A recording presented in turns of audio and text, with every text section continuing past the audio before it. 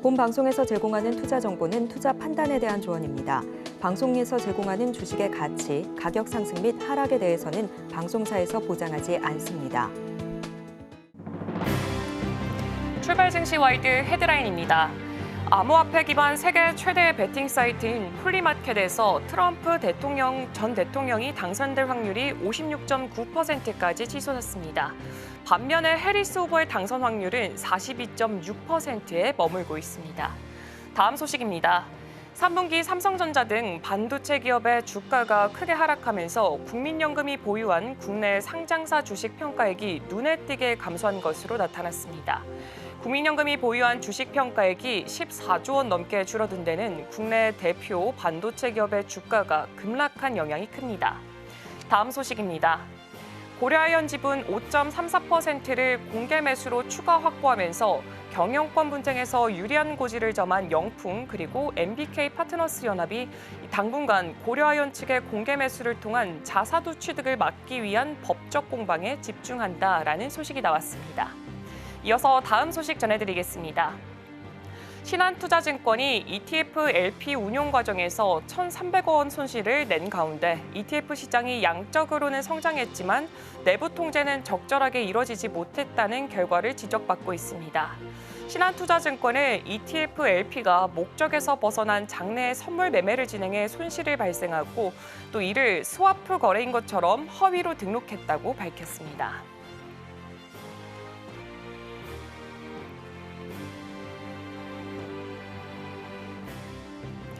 네, 성공 투자를 향한 힘찬 첫걸음 매일 아침 증시와이드가 함께합니다. 안녕하세요. 진행을 맡은 오은비입니다. 미국의 연준 고위급 인사들 사이에서 금리 인하에 속도 조절이 필요하다라는 목소리가 나오고 있습니다. 크리스토퍼 월러 연준 이사 같은 경우에는 미국 경제가 호조세를 보이는 점, 더불어서 인플레이션 데이터 등이 점진적인 금리 인하 추세를 뒷받침한다라고 말을 하기도 했고요. 여기에 더불어서 고용 지표 그리고 물가 지표가 예상대로만 진행이 되게 된다면은 연준이 더 이상 의도적인 속도로 금리를 인하할 필요는 없다라고 말을 하기도 했습니다. 일단 올해 남은 FOMC는 11월, 12월 이렇게 두 차례가 있습니다.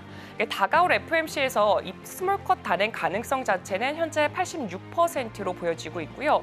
빅컷 단행 가능성은 0%로 수렴한 상태입니다. 이어서 시장은 현재 금리 동결까지도 바라보고 있는 상황입니다. 잠시 후 이슈와이드를 통해서 미국 금리에 대해서 전망, 더불어서 채권 시장까지 함께 분석을 해보도록 하겠습니다. 그렇다면 오늘 출발 증시 와이드에서 준비한 소식들도 화면을 통해서 확인해 보도록 하겠습니다. 오늘도 출발 증시 와이드에서는 다양한 국내외 소식들이 준비가 되어 있습니다. 먼저 제가 준비한 조간 브리핑에 대해서는 한국의 반도체 전망, 더불어서 글로벌 이슈들까지 함께 살펴보실 수가 있습니다.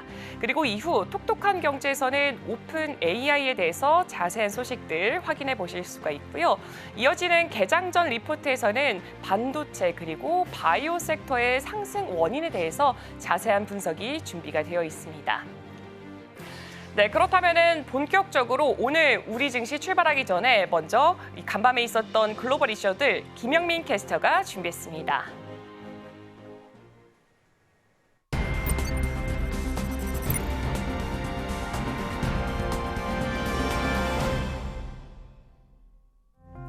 아침에 읽는 어젯밤 미증시 이야기 종목 브리핑 시작해 보도록 하겠습니다.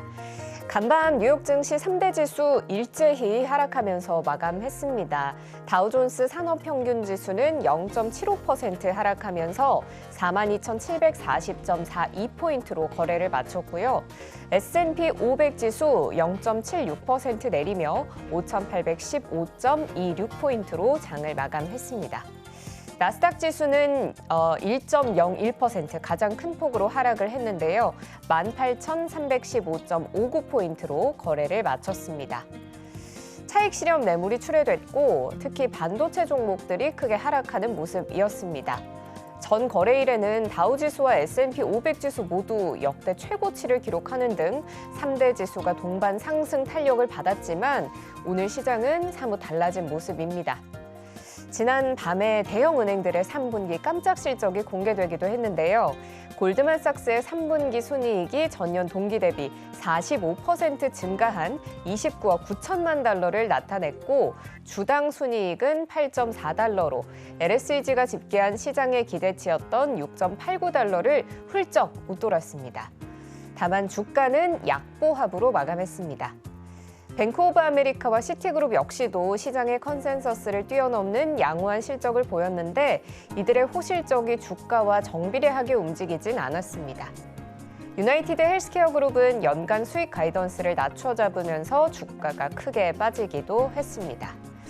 다음 살펴보시면 미 10년물 국채금리는 2.27% 하락하며 4포인트 선에 마감됐고요. 필라델피아 반도체 지수 굉장히 큰 폭으로 하락했습니다. 엔비디아와 브로드컴을 비롯한 대부분의 구성 종목들이 모두 하락세를 나타내면서 거의 대부분의 종목들이 하락세를 나타내며 지수가 이렇게 하락했고요.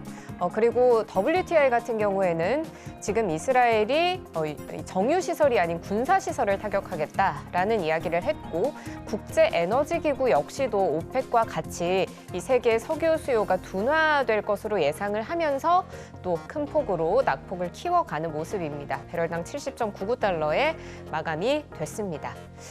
M7 종목들 위주로도 살펴보겠습니다. 일부 종목은 오르고 일부 종목은 내렸는데요. 먼저 애플입니다. 1% 이상의 상승폭을 기록했습니다.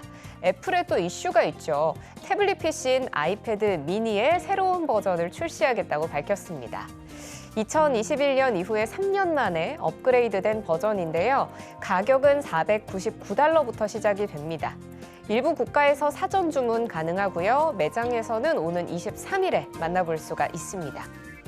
새로운 아이패드 미니에는 아이폰 15 프로에 장착된 칩과 같은 A17 프로 프로세서가 탑재됐습니다. 이 A17 프로 프로세서는 애플의 AI 소프트웨어인 애플 인텔리전스를 지원합니다. 다음으로 마이크로소프트 소폭 하락했습니다. 0.1% 빠지며 418.74달러에 장을 마감했습니다. 엔비디아를 좀 살펴보셔야겠는데요. 굉장히 큰 폭으로 5% 가까운 낙폭을 기록하면서 140달러 선은 아예 근처에도 가지 못하며 131달러 선에 장을 마감했습니다. 상승폭이 컸던 탓인지 하락폭도 좀 상당했는데요. 미국 정부가 특정 국가의 첨단 AI 칩 판매 상한을 두는 방안을 검토하고 있다. 이런 소식이 전해지면서 이 AI 반도체주에 전체적으로 악재로 작용한 것이 아닐까 싶습니다. 다음 알파벳인데요. 0.3% 상승했습니다. 165달러 선에 종가를 형성했고요. 구글 같은 경우에는 AI 데이터 센터 가동에 필요한 전력을 확보하기 위해서 미국의 소형 모듈 원전 기업과 계약을 맺었다는 소식이 들어왔습니다. 카이로스 파워가 건설하는 원자로에서 전력을 구매하는 계약을 체결했다라고 발표를 했는데 구글은 카이로스 파워가 가동할 6개, 7개 정도의 원자로에서 전력을 구매할 것으로 보입니다. 최근에 이렇게 빅테크 기업들이 AI 데이터 센터 구동에 많은 양의 에너지가 필요하기 때문에 이 소형 모듈 원전으로 눈을 돌리고 있는 모습입니다. 다음 살펴볼까요? 아마존인데요. 소폭 상승하면서 마감했습니다. 골드만삭스는 아마존에 대한 바이 의견 재확인했는데요. 통합 매출 성장과 영업이익 확대에 대한 견조한 조합을 이뤄낼 거라면서 장기적인 관점을 계속 유지한다고 밝혔습니다. 메타 플랫폼스 1% 가까이 빠지면서 586달러 선의 종가를 형성했고 브로드컴 역시 반도체주인데 3.47% 상당히 큰 낙폭을 기록하면서 175달러 선의 장을 마쳤습니다. 이어서 투데이 핫스탁입니다. 먼저 ASML 살펴볼 텐데요. 네덜란드의 반도체 노광 장비 제조업체죠. 주가가 급락했습니다. 16.26%까지 낙폭을 키우면서 굉장히 오늘의 핫한 이슈가 되었습니다. 기대 이하의 실적 가이던스에 투자자들이 굉장히 큰 실망감을 드러낸 거였는데요.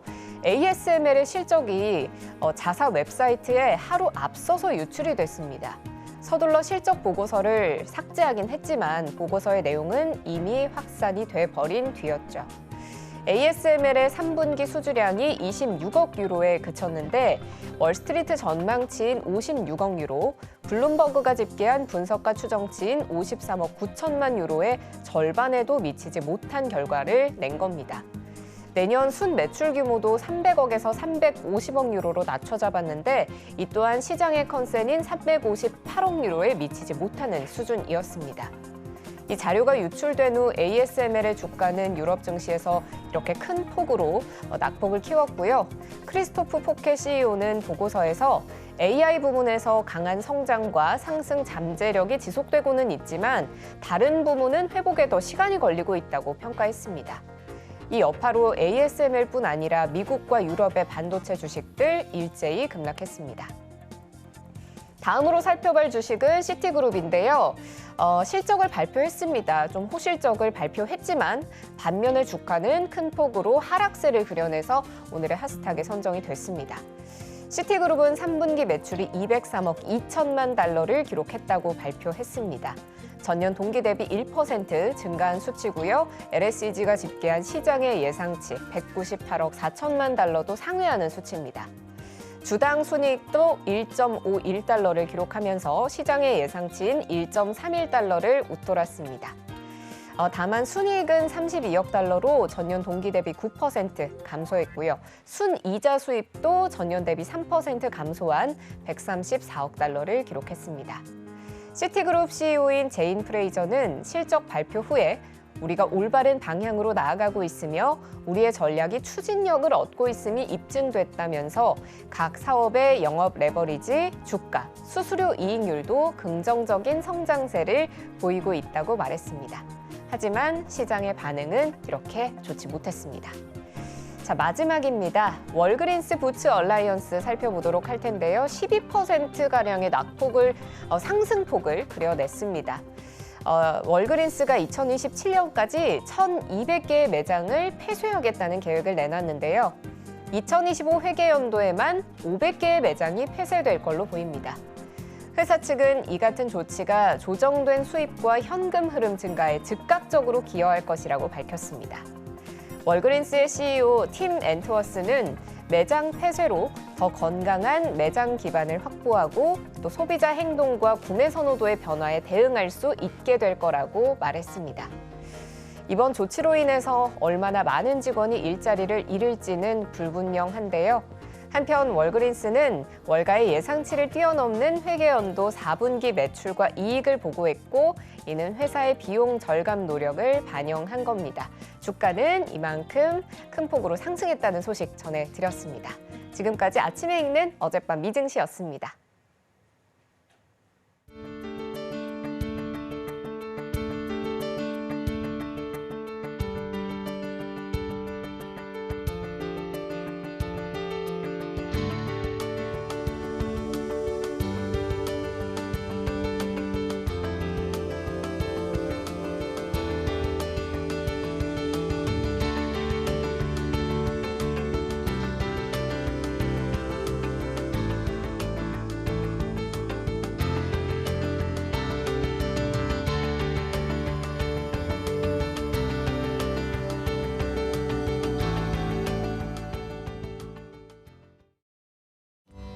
네, 서울경제신문에서 선정한 조간 브리핑 만나보도록 하겠습니다. 첫 번째 소식부터 확인해 보시죠.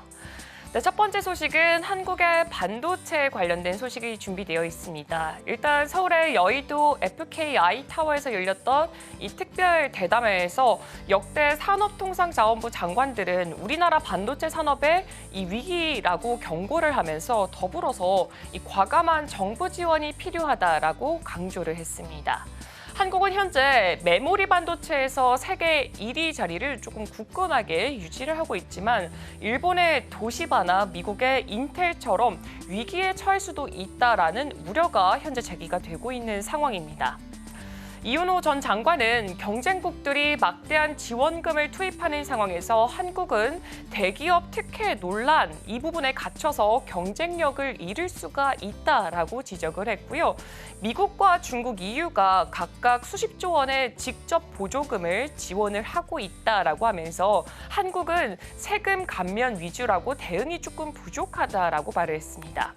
여기 사진을 보시면은 미국 같은 경우에는 68조 원, 그리고 중국은 101조 원으로 가장 많은 지원금이 들어가 있고요.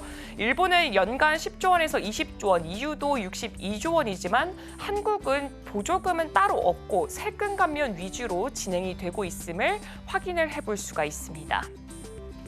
이창양 전 장관도 AI 시대의 급격한 기술 변화가 현재 계속해서 진행이 되고 있기 때문에 기업들이 경쟁 우위를 확보하려면 더 적극적인 정책 자체가 필요하다라고 강조를 했습니다. 특히 반도체 산업의 전력 수요 문제도 굉장히 심각하게 대두가 되고 있습니다. 윤상직 전 장관은 2030년까지 이 추가로 필요한 전력 수요가 64기가와트까지 달하기 때문에 현재 전력 설비를 50% 이상이나 늘려야 한다라고 말을 했습니다. 전력 공급이 지연되면은 첨단 산업 발전도 늦어질 것이다라고 지적을 하기도 했습니다. 전직 장관들은 시스템 반도체 분야의 인재 육성도 현재 강하게 강조를 했는데요. 이종호 전 장관은 시스템 반도체 인재가 부족한 상황에서 정부가 탄력적인 정책을 마련해야 한다면서 우리만의 전략이 필요하다라고 제안을 하기도 했습니다. 결론적으로 한국 반도체 산업이 현재 전환기에 들어와 있는 상황이고요. 정부가 적극적인 지원에 나서지 않는다면은 경쟁에서 조금 더 밀려날 수 있다라는 부분에 포인트를 맞춰보시면 좋을 것 같습니다. 이어서 다음 소식도 확인해 보도록 하겠습니다. 다음은 TSMC 관련된 기사로 준비를 해봤습니다. 일단 세계 최대 반도체 위탁 생산 업체고요. 이 대만의 TSMC가 유럽 내 추가 공장 건설을 계획 중인 것으로 알려져 있습니다. 엔비디아와 AMD 등 미국 기업뿐만 아니라 이 유럽에서도 TSMC의 제품에 대해서 수요가 더 증가할 것이라는 판단에 따라서 확장 전략으로 보여진다고 합니다. 블룸버그에 따르면 우청원 대만 국가과학기술위원회 주임위원 같은 경우에는 이 TSMC가 독일의 드레스덴의 첫 유럽 공장을 건설을 진행할 고 있고요. 다양한 시장 부문을 위해서 추가 공장까지도 계획하고 있다라고 밝히기도 했습니다. 이는 TSMC가 지정학적 긴장 속에서도 생산 기지를 다변화하려는 전략의 일종으로 조금 보여지고 있습니다. 드레스덴 공장은 2027년에 가동을 목표로 이 100억 유로 규모로 건설 중이고요. TSMC는 유럽 내 반도체 수요 증가에 따라서 추가 공장을 세울 가능성까지도 현재 검토를 진행 중인 것으로 보여지고 있습니다. 다만 구체적인 일정은 아직까지는 정확하게 정해지지는 않은 상황입니다. 또한 우 주임위원은 미국 대선 결과와 상관없이 대만의 반도체 기업들이 미국으로부터 추가 투자를 요구받을 가능성이 굉장히 높다라고 언급을 하면서 TSMC는 이미 미국 애리조나에 650억 달러 규모의 공장 건설을 약속한 상태라고 하면서 이 TSMC의 조금 더 글로벌화된 전략까지도 확인해 볼 수가 있었습니다. 이어서 다음 소식도 확인해 보도록 하겠습니다. 삼성 차세대 무기 3D HBM 연산 속도 10배나 더 빨라진다고 합니다. 자세한 소식을 확인해 보자면요. 삼성전자가 3D HBM 기술 개발에 박차를 가하고 있는데요. 이를 통해서 HBM 시장에서 SK 하이닉스의 빼앗긴 주도권을 되찾기 위한 전략을 현재 추진하고 있다고 합니다. 11일 김경윤 삼성전자 상무는 3D HBM의 개발 방향을 공개를 하면서 이 기술이 AI 칩 업계의 패러다임을 바꿀 수 있는 솔루션이 될 것이다 라면서 소개를 했습니다. 일단 3D HBM은 연산 장치와 HBM을 이렇게 아파트처럼 수직으로 쌓아서 이 거리 자체를 줄임으로써 데이터 전송 속도를 10배나 증가를 시키고요. 패키징 면적을 0.5배나 이렇게 줄이고 전력 효율성을 0.6배 향상이 가능하다고 합니다. 하지만 칩 발열 문제 자체가 해결해야 할 중요한 과제로 현재 남아있고 있기 때문에 삼성전자는 칩 배치 순서를 바꾸는 방식으로 이 문제를 해결하려고 검토를 진행 중이라고 합니다. 삼성전자는 또한 HBM 안에 연산 소자를 탑재하는 이 커스텀 HBM을 개발하고 있고요. 이 부분은 고객 맞춤형 기술로 경쟁력 강화를 목표로 하고 있다고 합니다. 이런 기술 개발을 이제 AI용 메모리 시장에서 다시 초격차를 달성을 하고 SK 하이닉스에 내준 리더 자리를 되찾기 위한 전략으로 보여지고 있습니다. 최근 SK 하이닉스가 HBM 시장에서 주도권을 굉장히 강하게 잡고 있는 모습을 나타내고 있는데 삼성전자는 선도적인 기술 개발로 이 AI 칩 고객사들의 요구를 충족시키면서 다시 시장의 게임 체인저가 되려는 계획을 세우고 있습니다. 이어서 다음 소식도 확인해 보도록 하겠습니다. 이제 트럼프와 해리스 이 두 후보 간의 지지율 차이가 거의 나지 않는다 관련된 소식으로 준비를 해봤습니다. 11월 미국 대선을 약 20여일 앞두고 있는 이 상황에서 민주당 후보 카멀라 해리스 부통령의 지지율에 이상 신호가 나타났다라고 합니다. 주요 여론조사에서 공화당 후보인 트럼프 전 대통령과의 격차가 줄어들고 있고요. 해리스는 이 전통적인 민주당 지지층인 흑인과 히스패닉계에서 이전만큼 강력한 지지를 현재 얻고 있지는 못한 상황으로 보여지고 있습니다. 뉴욕타임스에서 또 시에나데이 조사에 따르면 해리스를 지지하는 흑인 비율은 78%, 히스패닉 비율은 56%로 바이든 대통령이 4년 전 각각 90% 그리고 62%를 받은 것에서 좀 크게 하락하는 수치를 보여주고 있습니다. 특히 히스패닉계의 3분의 1 이상이 이 트럼프의 불법 이민자 추방 공약을 지지하고 있다. 이 부분도 한번 주목해봐야 할 포인트 중 하나로 보여지고 있습니다. 전국 단위 여론조사에서도 해리스와 트럼프의 지지율 차이는 사실상 없는 수준으로 나타났습니다. ABC 방송 조사에서 해리스는 50%, 트럼프는 48%로 이게 집계가 됐고요. NBC 방송 조사에서는 두 후보가 48%로 동률을 기록을 했습니다. 이렇게 사진을 좀 확인을 해본다면은 ABC 방송 같은 경우에는 지난달에는 9월 달로 봤을 때 52%에서 50%로 해리스의 지지율이 조금 떨어진 것을 볼 수가 있고요. 트럼프 같은 경우에는 46%에서 48%로 2%가량 오른 것으로 나타났습니다. NBC 방송과 ABC 방송도 이렇게 계속해서 비슷한 흐름을 보여주고 있어서 정말 실질적으로 해리스 후보와 트럼프 후보의 지지율 격차가 지금 초박빙 상태로 들어갔다라는 것을 확인을 해볼 수가 있습니다. 지난달 말만 해도 해리스가 트럼프를 앞섰지만 이번 조사에서는 선두 다툼이 굉장히 치열해진 모습을 보여줄 수가 있었습니다. 대선 배팅 사이트인 폴리마켓에서는 트럼프의 당선 가능성을 54%, 해리스는 45%로 트럼프를 조금 더 우위로 보고 있고요. 펜실베니아, 네바다, 노스캐롤라이나 등 이 경합주에서 민주당 성향 유권자 등록이 감소하고 있다라는 점도 해리스 후보에게는 좀 불리하게 적용이 되고 있습니다.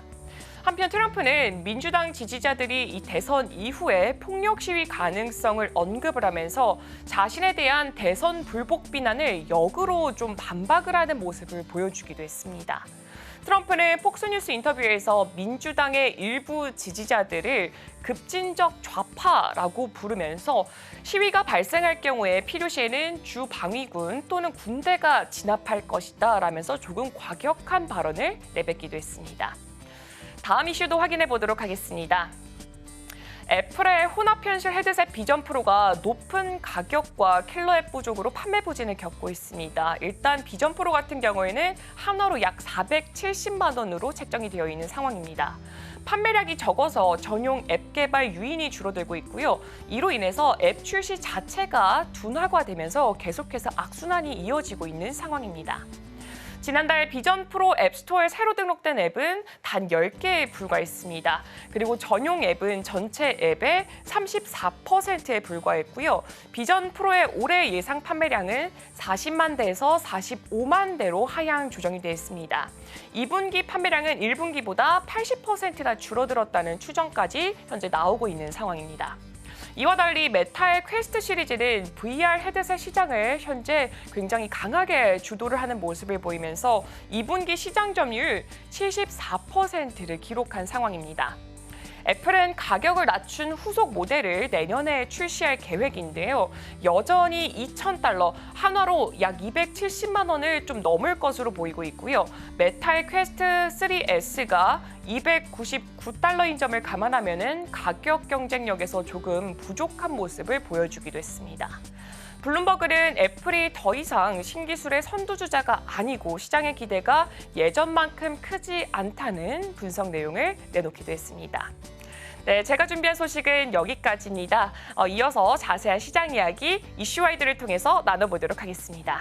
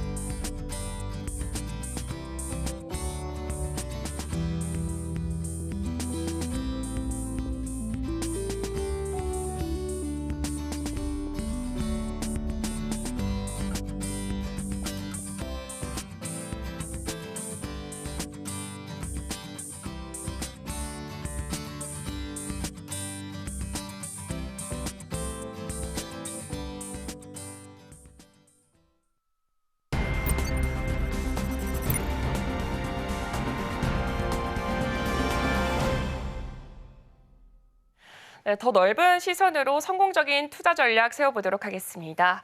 네, 수요일 NH투자증권 강승원 연구원의 이슈와이드 문을 한번 열어보도록 하겠습니다. 네, 연구원님 안녕하세요. 네, 안녕하세요.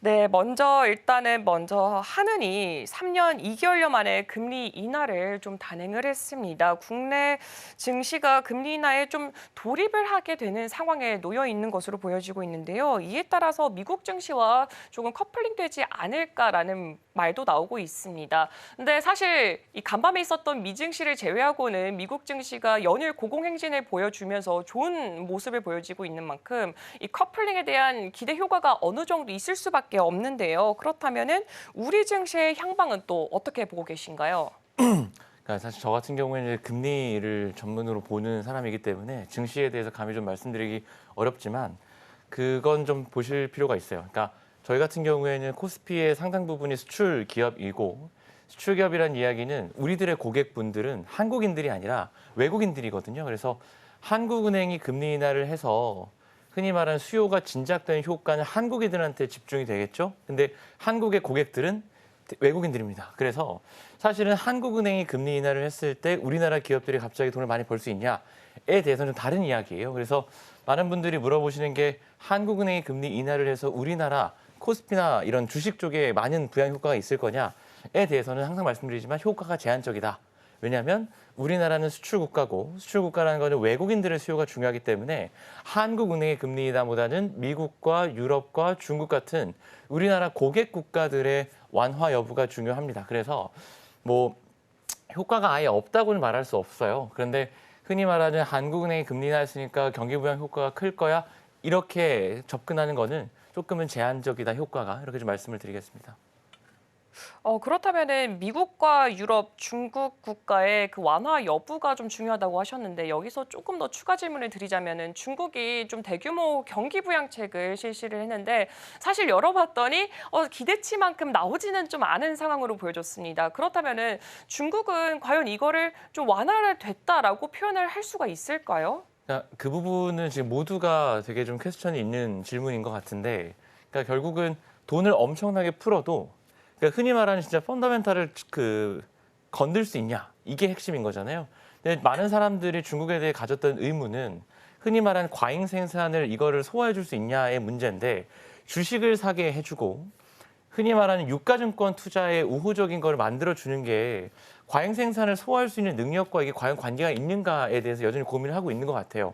거기다가 심지어 말씀하셨다시피 심지어 유가증권 투자에 대한 어떤 이니셔티브도 시장이 생각했던 것보다 좀 못 미친다면 뭐 워낙 글로벌리 중국에 대한 숏이 많았기 때문에 숏스퀴즈가 나오면서 중국 증시가 급등한 건 맞는데 이게 진짜 흔히 말하는 게임 체인저냐 아니냐에 대해서는 여전히 흔히 말하는 글로벌 채권 시장에서 의문이 좀 있는 것 같아요. 왜냐하면 진짜로 만약에 G2 경제라고 하는 중국이 진정한 경제의 어떤 큰 부양이다, 경기가 좋아진다라고 했으면 아마도 제가 생각하기에는 유가나 이런 것들이 훨씬 더 크게 올라갔어야 맞을 것 같아요. 근데 예를 들어서 유가나 이런 것들이 최근에 중동의 지정학적 리스크에 훨씬 더 민감하게 움직이지 않았나요?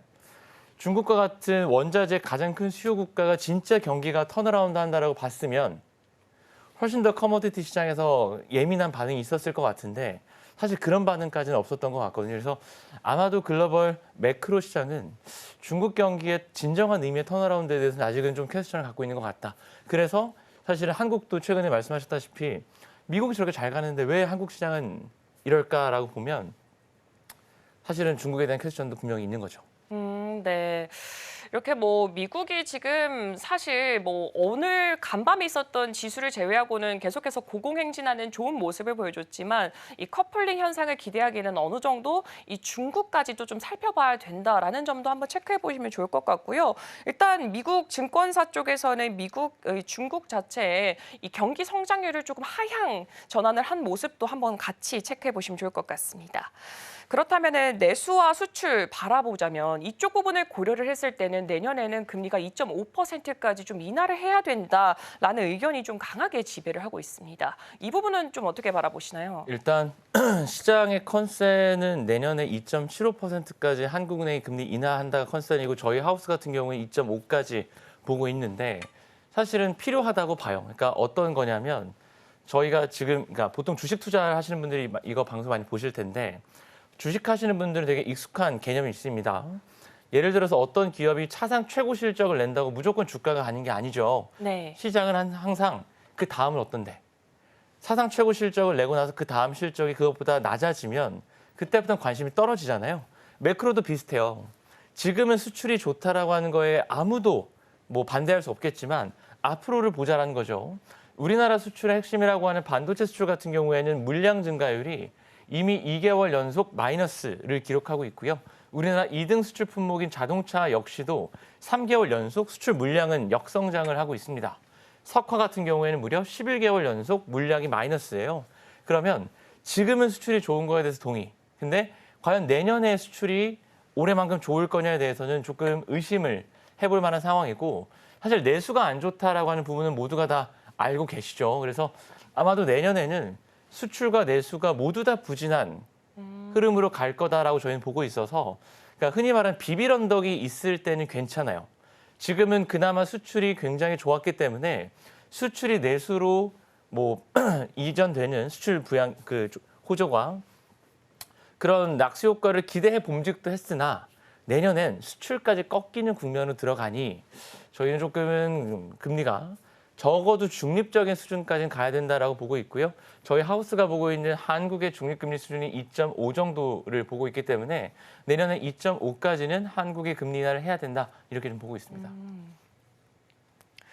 네, 일단은 내년에는 2.5%까지 어느 정도 금리가 내려가야 된다라는 점도 한번 주목해 보시면 좋을 것 같습니다. 근데 사실 미국도 고민이 굉장히 많을 것 같아요. 당장 20일 남은 대선도 맞습니다. 더불어서 뭐 지금 중동의 지정학적 오늘 소식으로는 조금 어느 정도 수그러든 것으로 보여지고 있는데 그래도 갈등 상황이 완전히 해소된 것은 또 아닌 것으로 보여지고 있고 유가도 계속해서 들락날락 굉장히 어지러운 상황이 보여지고 있는데 지금 9월에 FOMC 의사록을 보니까 좀 베이비 컷이 진행되지 않을까 11월 달에 좀 보여지고 있습니다. 근데 연준 같은 경우에는 봤더니 피벗을 한번 단행하면 목표치까지 좀 연속적으로 쭉 내려가는 그런 경향을 보여주기도 했는데 아무래도 뭐 대선도 남아있고 중동도 남아있고 유가도 남아있는 만큼 이번만큼은 좀 동결도 가지 않을까라는 의견까지도 나오고 있습니다. 근데 이렇게 보면은 연준의 금리 인하에 대해서 그런 시장 전망 자체가 좀 좁아지고 있는 것으로 보여지고 있는데 어떻게 생각하시나요?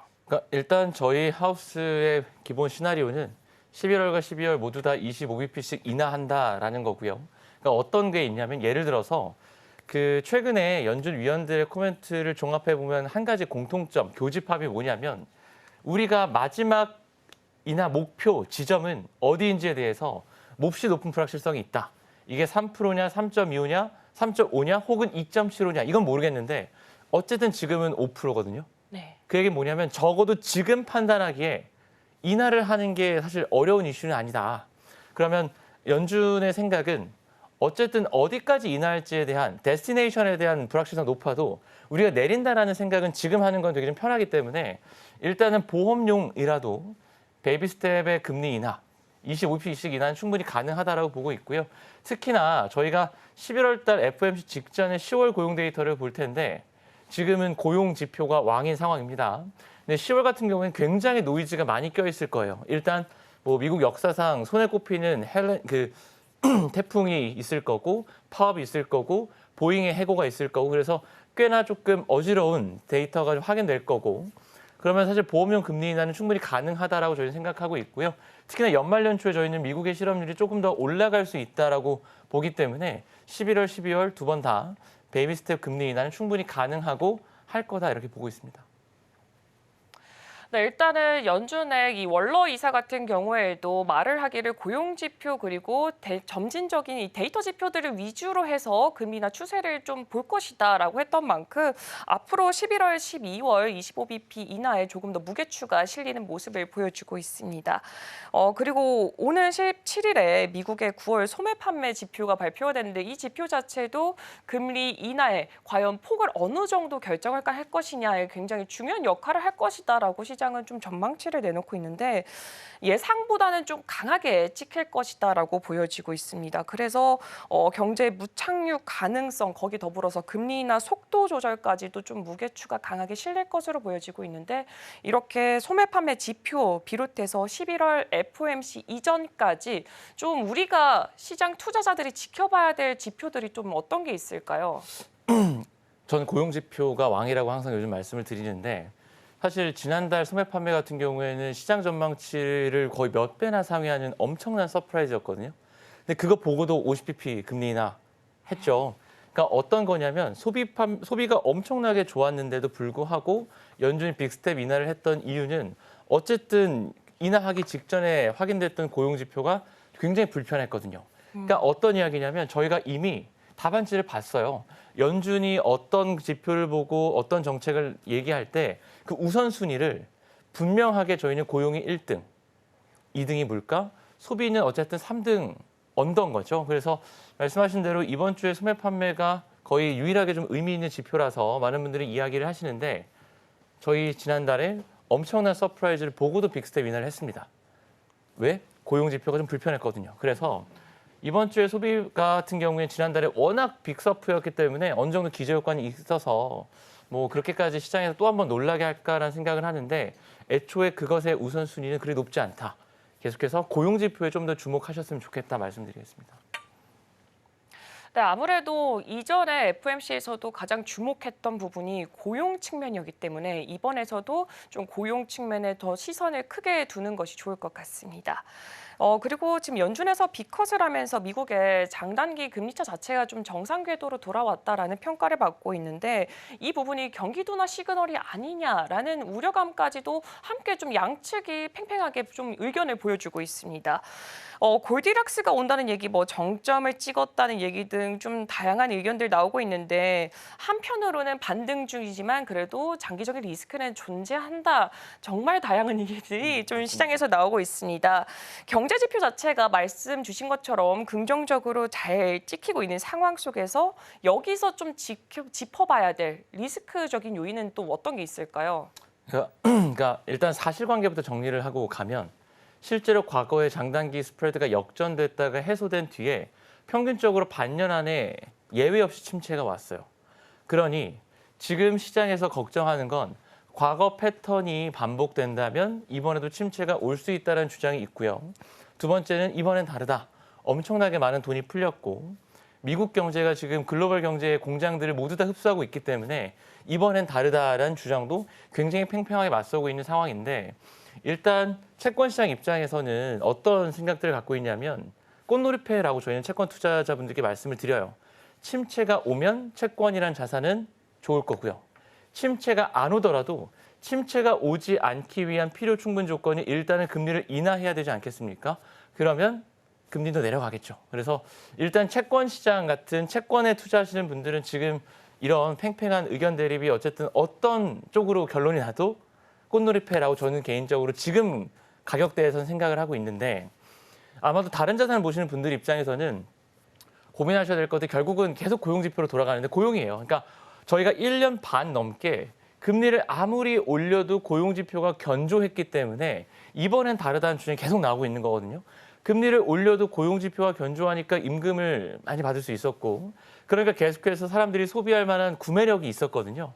근데 지금 시장에서 고민하고 있는 것들은 금리 인상의 효과가 언제나 뭐 25 올리면 바로 25 효과 나는 게 아니라 비선형적으로 나타날 수 있다. 이게 일거에 내년에 나타날 수 있으니 조심하자라는 이야기를 하고 있는 거라서 뭐 감히 여기서 제가 침체다 아니다를 저도 확언할 수 없고 저희 하우스는 소프트 랜딩 정도를 보고 있고요. 조심은 해야 되는 상황은 맞는 것 같다. 그래서 자산 배분 차원에서 뭐 어떤 자산이 우위에 따라 말씀드리려는 게 아니라 일정 부분 안전자산에 대한 비중을 가져가셔라 정도의 말씀드리고 있습니다. 네. 네, 아무래도 지금 뭐 지정학적 리스크까지 부각되고 있는 만큼 이렇게 좀 안전자산 쪽으로 시선을 좀 도는 것도 좀 투자 방법 중 하나로 꼽혀지고 있는 것 같습니다. 그렇다면 이제는 좀 한국으로 돌아와서 윅비 편입 얘기를 네. 빼놓을 수가 없을 것 같은데요. 일단은 시장은 환영한다는 제스처를 보이고 있는데 적용까지는 아직까지는 좀 시간이 남아 있는 상황이고 오히려 뭐 윅비 편입 자체를 좀 경계해야 된다라는 목소리도 현재 나오고 있습니다. 근데 사실상 윅비 편입 자체가 원래 예정되어 있던 것보다 조금 일찍 진행이 됐잖아요. 그래서 뭐 시장에서도 이 부분이 조금 뭐 어떤 부분에 좀 적용이 되지 않을까라는 좀 측면도 나오고 있는데 한국의 윅비 편입 자체를 좀 어떤 시선으로 바라봐야 될까요? 일단 굉장한 호재는 맞고요. 그러니까 저희가 실제로 외국인 투자자분들을 만나봐도 실제 외국인 분들도 9월은 좀 어렵지 않겠어?라는 그러니까 10월에 발표가 되는 어렵지 않겠어라는 의견이 오히려 대부분이었는데 분명히 굉장히 서프라이즈는 맞는 거고 저희가 어떤 관점에서 이걸 보냐면 그 보통 이제 주식하시는 분들은 더 익숙하시겠지만 어떤 종목이 어떤 지수에 편입될 것 같다. 편입 발표 나고 사는 게 아니죠. 네. 미리 사놓죠. 똑같아요. 저희가 내년에 실제 편입이 진행이 될 거기 때문에 외국인들도 원화 채권을 미리 살 겁니다. 그래서 저희 생각은 내년도 2분기부터 외국인들 자금이 본격적으로 들어올 거라고 보고 약 최대 75조 가까이 돈이 들어올 거라고 보는데 이게 어떤 의미냐고 보면 저희가 내년도에 우리나라 채권 순증 규모가 약 34조 가까이 늘어나서 시장에서 되게 불편해하는 모습들이 있었는데 일단 외국인들 수급으로 그 부분은 상쇄가 될 거고요. 우리나라 원화 채권에 외국인들 패시브 자금이 들어오는 거잖아요. 액티브 자금이 아니라. 흔히 말하는 원화 채권의 어떤 수요 기반이 더 견고해지는 재료이기 때문에 뭐 저희는 장기적으로도 중장기적으로도 굉장히 긍정적인 재료다. 그래서 원화 채권의 외국인들의 어떤 수요 기반이 단단해지는 그런 측면 그리고 그 국가가 발행하는 채권의 규모가 늘어나면 주식하시는 분들 입장에서는 이게 유증 같은 거거든요. 근데 그 효과가 상쇄된다. 그래서 뭐 수급적으로도 되게 긍정적인 재료를 저희 보고 있습니다. 네, 일단은 외국의 이 패시브 자금들이 윅비에 좀 들어오게 될 수 있을 것이면서 또 그건 어쨌든 간에 윅비 편입 자체는 우리나라에 있어서 굉장한 호재로 적용이 될 수밖에 없다고 하셨습니다. 근데 여기서 중요한 거는 사실 외국인 투자자 같은 경우에는 한국 증시를 좀 차가운 시선으로 바라보는 경향이 굉장히 크게 있습니다. 근데 여기서 국채 시장 자체는 또 매력도가 다르게 적용이 되고 있을까요? 그러니까 이게 항상 말씀을 드리는 게 채권 시장과 주식 시장을 바라보는 외국인들의 시선이 굉장히 달라요. 그러니까 어떤 이야기를 드리냐면 우리나라 주식 시장에 들어오는 외국인들은 대부분 기관 자금이 들어오죠. 굉장히 액티브하게 플레이하는 자금들이 들어옵니다. 근데 한국의 채권 같은 경우에는 우리나라 원화 채권을 들고 있는 외국인들의 과반 이상이 외국계 국부 펀드나 흔히 말하는 이제 롱텀한 기관 자금들이 들어와요. 어떤 거냐면 한국은 국가 신용 등급 기준으로는 선진국이에요. 네. 그러니까 저희 같은 경우에 AA 마이너스잖아요. 그러니까 우리나라 채권을 사는 외국인들의 마인드는 굉장히 안정적이고 선진국 국채를 산다라는 생각인데 우리나라 그 증시 같은 경우에는 사실은 아직은 이머징 지수에 들어가잖아요. 네. 그렇죠. 그러니까 어떤 거냐면 외국인들이 한국 시장을 접근할 때 채권에 접근하는 관점과 주식에 접근하는 관점이 완전히 다릅니다. 그래서 윅비 편입은 제가 생각할 때 엄청나게 이 한국이란 나라의 굉장한 호재는 맞는데 이게 주식시장의 또 호재냐라고 하면 사실은 그거는 굉장히 조금 여러 단계를 거쳐야 되죠. 일단은 뭐 예를 들어 그런 거 호재예요. 그러니까 외국인 자금 들어오니까 원화가 뭐 강세 압력이 생길 거야. 그러면 주식도 들어올 수 있지 않아? 거기에 대해서는 동의. 근데 윅비가 갖는 채권 시장의 함의랑 그대로 적용해서 주식시장도 좋을 거라고 보기엔 조금 어렵습니다. 네. 일단은 뭐 채권과 주식시장 자체는 좀 시선을 다른 방향으로 봐주는 게 가장 중요한 포인트가 될 것 같습니다. 일단은 외국인 투자자 같은 경우에는 채권 시장에 굉장히 안정적이고 탄탄한 그런 모습으로 보고 있기 때문에 이 부분도 한번 주목해 보시면 좋을 것 같고요. 뭐 개인 투자자 쪽으로도 한번 좀 질문을 드려볼까 하는데 2020년 대비해서 채권 보유액이 5배나 늘었다고 합니다. 근데 사실 여기서 가장 중요한 키포인트가 될 게 금투세라고 보여지고 있는데 사실 금투세 향방이 현재 좀 불분명한 상황에 놓여져 있는 만큼 이 국내 채권 시장의 하반기 전망 같은 건 좀 어떻게 바라보고 계신가요? 그러니까 사실 금투세 여부는 제가 말씀드릴 수 있는 게 아닌 것 같고 그래서 분명히 그 부분을 많은 개인 투자자분들이 고민하고 계신데 그러니까 실제로 저도 되게 느끼는 게 채권 같은 경우에는 수익률이 주식보다는 어느 정도 떨어지기 때문에 개인 고객분들이 큰 관심이 없으시다가 작년부터 굉장한 관심이 많이 생기신 것 같고 뭐 굉장한 적기였다고 생각을 하는데 꼭 이제 권고드리고 싶은 건 어떤 게 있냐면 저희가 금리 인하를 한다고 하면 보통 장기채를 사서 민감한 걸 사서 크게 먹겠다 이런 관점이 있어요. 근데 뭐 어떤 거냐면 장기 채권은 경기에 대한 투자고요. 단기 채권은 정책에 대한 투자인데 금리 인하가 이미 시작이 됐잖아요. 저희가 역사적으로 금리 인하가 시작되면 장기채보다는 단기채의 성과가 우수했기 때문에 지금 뭐 채권에 대한 투자를 뭐 추가적인 고민을 하고 계신 투자자분들이라면 저희는 단기 채권을 좀 더 선호한다 말씀을 드리고 있습니다. 네, 일단은 장기채보다는 단기채 쪽으로 조금 더 시선을 좀 깊게 두는 것도 좋을 것 같습니다. 그렇다면 지금 금리 인하 시기가 좀 본격적으로 도래가 됐습니다. 그러면 시장 투자자들은 어느 포인트에 좀 집중해 보는 것도 좋을까요? 뭐 사실은 언제나 주식도 그래요. 주식도 뭐 어떤 실적이 잘 나올 거라 생각하면 선반영을 해서 좋은 재료들이 있는 것과 매력적인 가격이냐는 다른 문제인데 지금 원화 채권 같은 경우에도 금리 인하가 이제 도래를 했고 저희 같은 경우에 내년에 4번, 그러니까 내년 추가 3번 인하 더해서 2.5까지 금리 인하를 한다고 보는 하우스라서 여전히 채권의 매력도가 있는 건 사실이나 아쉽게도 저희가 상반기 때 봤던 것보다는 가격이 이미 비싸진 부분이 있잖아요. 그래서 뭐 예를 들어 올해 상반기에 저희가 뭐 이런 자리가 있었다면 굉장히 좀 적극적으로 더 말씀을 드렸겠지만 지금은 분명히 어느 정도 선반영되는 부분이 있기 때문에 좀 옥석 가리기 잘 하셔야 될 것 같고요. 뭐 다시 말씀드리지만 금리 인하에 투자를 하는 거라면 장기 채권보다 단기 채권의 성과가 좋을 거다. 그리고 저희는 금리 인하를 왜 하겠습니까? 경기가 어느 정도 안 좋아지기 때문인 거잖아요. 크레딧에 대한 투자를 하실 때도 분명하게 예전 같으면 금리만 보고 하셨던 적이 많을 텐데 이제부터는 진짜로 경기가 안 좋아지는 국면에 들어갔다라고 정책 당국이 인정한 상황이기 때문에 조금 더 크레딧 투자에 있어서도 옥석 가리기가 좀 필요하다. 그 말씀을 좀 드리겠습니다. 네, 일단은 금리 인하에 투자하려면은 단기 채권 쪽에 집중을 해보시면 좋을 것 같고요. 일단 경제적인 측면에서는 옥석 가리기가 필요한 시점에 놓여 있다라는 부분까지도 함께 체크해 보시면 좋을 것 같습니다. 네, 그렇다면 오늘 나눴던 이야기 다시 한번 화면을 통해서 확인해 보도록 하겠습니다. 네, 오늘 강승환의 이슈와이드에서는 금리로 읽는 글로벌 경제 판도에 대한 주제로 분석을 해봤습니다. 한국은행은 약 3년 만에 금리 인하에 단행했고요. 0.25% 내려가면서 현 기준금리는 3.25%가 됐습니다. 미국의 긍정적 경제지표 발표 속에 경기 둔화 우려감에 대해서도 분석을 해봤고요. 한국의 윅비 편입 기대감이 현재 강하게 존재하는 점도 한번 참고해 보시면 좋을 것 같습니다.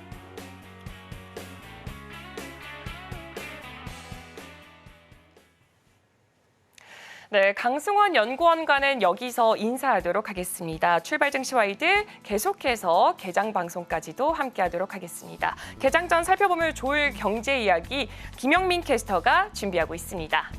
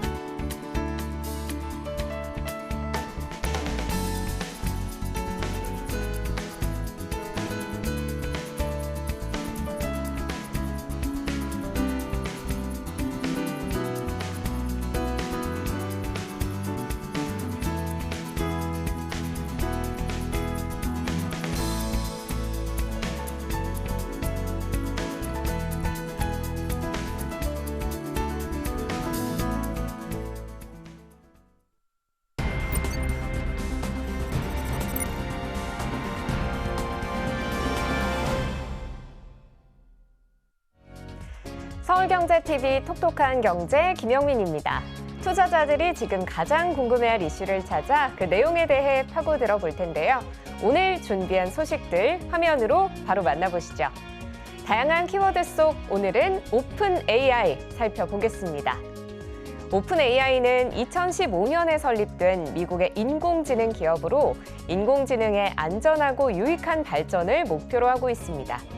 인공지능 기술의 발전과 그 혜택을 인류 전체가 누릴 수 있도록 하기 위해 여러 연구 활동을 진행하며 또 이를 위해 혁신적인 인공지능 모델을 개발하고 배포하고 있습니다. 대표적으로 챗GPT 등의 소프트웨어를 제공하고 있죠.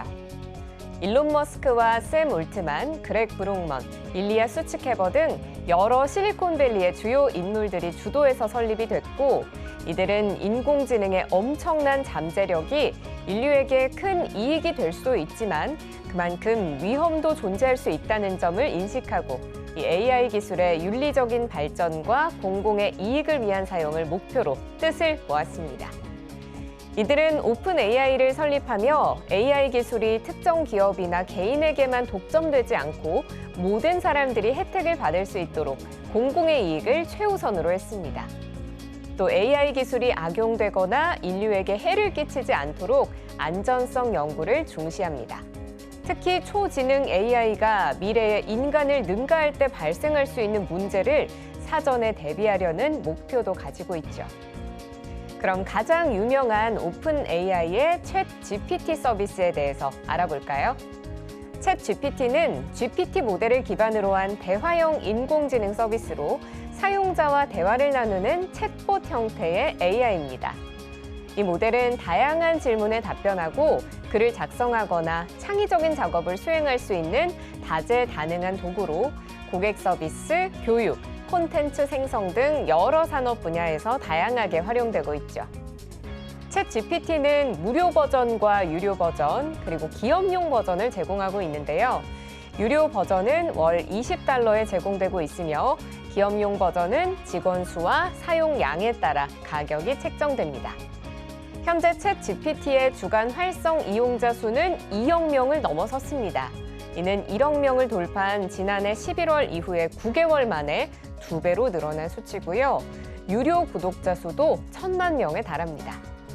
뉴욕타임스는 오픈 AI가 올해 말까지 구독 서비스료를 $2 인상하고 또 향후 5년 동안 $44까지 공격적으로 인상할 계획이라고 보도하기도 했습니다. 향후 오픈 AI의 서비스 요금 체계 변화에 대해서는 다양한 전망이 나오고 있는데요. 일각에서는 무료 버전이 완전히 없어지고 현재의 유료 요금제가 기본 요금제가 될 수 있다라는 관측도 나옵니다. 또 반면 다른 시각에서는 사용자 기반을 계속 유치하기 위해서는 제한적으로라도 무료 서비스가 유지될 거란 시각도 있습니다. 이 무료 버전의 기능을 더 제한하거나 광고를 포함하는 방식으로 변경될 수도 있겠죠. 챗GPT는 각종 질문에 대한 답을 해주거나 계산, 심지어는 프로그래밍까지 해줍니다. 그럼 이런 챗GPT는 지금 화제인 미국 대선 결과를 어떻게 예측할까요? 미 시사주간지 뉴스위크가 챗GPT에게 민주당 대통령 후보 카멀라 해리스와 공화당 대통령 후보 도널드 트럼프 전 대통령 가운데 누가 승리할 것으로 예측하는지 물었습니다. 그랬더니 매우 치열한 경쟁이 될 것이라며 하지만 확실하게 예측하기 어렵다는 답을 내놨다고 하네요. 챗GPT는 해리스 부통령의 핵심 강점으로 다양한 매력, 리더십 경험, 진보적 이슈에 대한 집중, 선거운동 기술 등을 꼽았고 트럼프 전 대통령은 강력한 기반, 포퓰리스트 메시지, 선거운동의 정통함, 경제에 대한 업적 등을 강점으로 꼽았습니다. 반면 단점으로는 해리스 부통령은 양극화 이미지, 부통령의 대권 도전이라는 역사적 장애물, 폭넓은 열정 부족과 함께 무능하다라는 인식을 꼽았고 트럼프 전 대통령의 약점은 미국 유권자의 양극화, 사법 리스크, 피로 요인, 인구 통계학적 요인 등을 거론했습니다. 전 세계를 움직일 만한 관심사를 인공지능에게도 물어볼 수 있는 시대가 됐네요. 이런 가운데 오픈 AI는 현지 시간 2일 1,570억 원의 기업 가치로 66억 달러, 우리 돈 약 8조 7천억 원 규모의 신규 자금 조달에 성공했습니다. 따라서 오픈AI는 중국 동영상 플랫폼 틱톡 모회사인 바이트댄스, 일론 머스크의 우주기업 스페이스X와 함께 가장 비싼 3대 비상장 기업이라는 자리를 굳건히 했습니다. 이번 펀딩은 스라이브 캐피털이 주도한 것으로 알려지며 기존에 130억 달러를 투자한 마이크로소프트와 엔비디아를 비롯해 아랍에미리트 투자사 MGX, 일본 소프트뱅크의 비전 펀드, 벤처캐피탈 코슬라 벤처스, 피델리티 등이 참여했습니다. 당초 투자할 것으로 예상됐던 애플은 참여하지 않은 것으로 전해집니다. 오픈AI는 이날 우리는 인공지능이 모든 인류에게 혜택을 줄 수 있도록 한다는 사명을 향해 나아가고 있다며 미션 진전을 가속하기 위해 신규 자금을 조달했다고 설명했습니다. 그러면서 새로운 자금으로 첨단 AI 연구 분야의 리더십을 2배로 강화하고 컴퓨팅 용량을 늘리며 사람들이 어려운 문제를 해결하는 데 도움이 되는 도구를 계속 개발할 수 있을 것이라고 덧붙였습니다. 하지만 오픈AI를 바라보는 부정적 시각도 존재합니다. IT 매체 디인포메이션은 현지 시간 10일 오픈AI가 챗GPT의 인기에도 2029년까지 적자가 지속될 것이라고 보도했는데요. 디인포메이션이 입수한 재무보고서에 따르면 오픈AI는 2029년에 매출이 1,000억 달러에 달할 것으로 예상됐는데 이는 올해 예상 매출 37억 달러에 약 30배에 달하는 수준입니다. 하지만 이 매체는 이 같은 매출 규모에도 2029년에도 적자를 기록할 것으로 내다봤습니다. 매출은 늘지만 지속적인 인공지능 개발에 막대한 투자와 비용이 든다는 이유인데요. 디인포메이션은 올해에만 50억 달러의 적자를 예상하며 2028년까지는 적자가 더 증가할 것으로 예상했습니다. 특히 2026년에는 적자가 140억 달러에 이르는 등 2023년부터 2028년까지 총 적자액이 440억 달러에 이를 것으로 관측했습니다. 갈수록 진화하는 인공지능, 그 시장을 주도하고 있는 오픈AI의 미래는 어떻게 펼쳐질지 함께 살펴봐야겠습니다. 오늘 제가 준비한 소식은 여기까지입니다. 계속해서 서울경제TV 출발 증시와이드 개장방송 함께 하시면서 오늘 시장 대응하시길 바랍니다.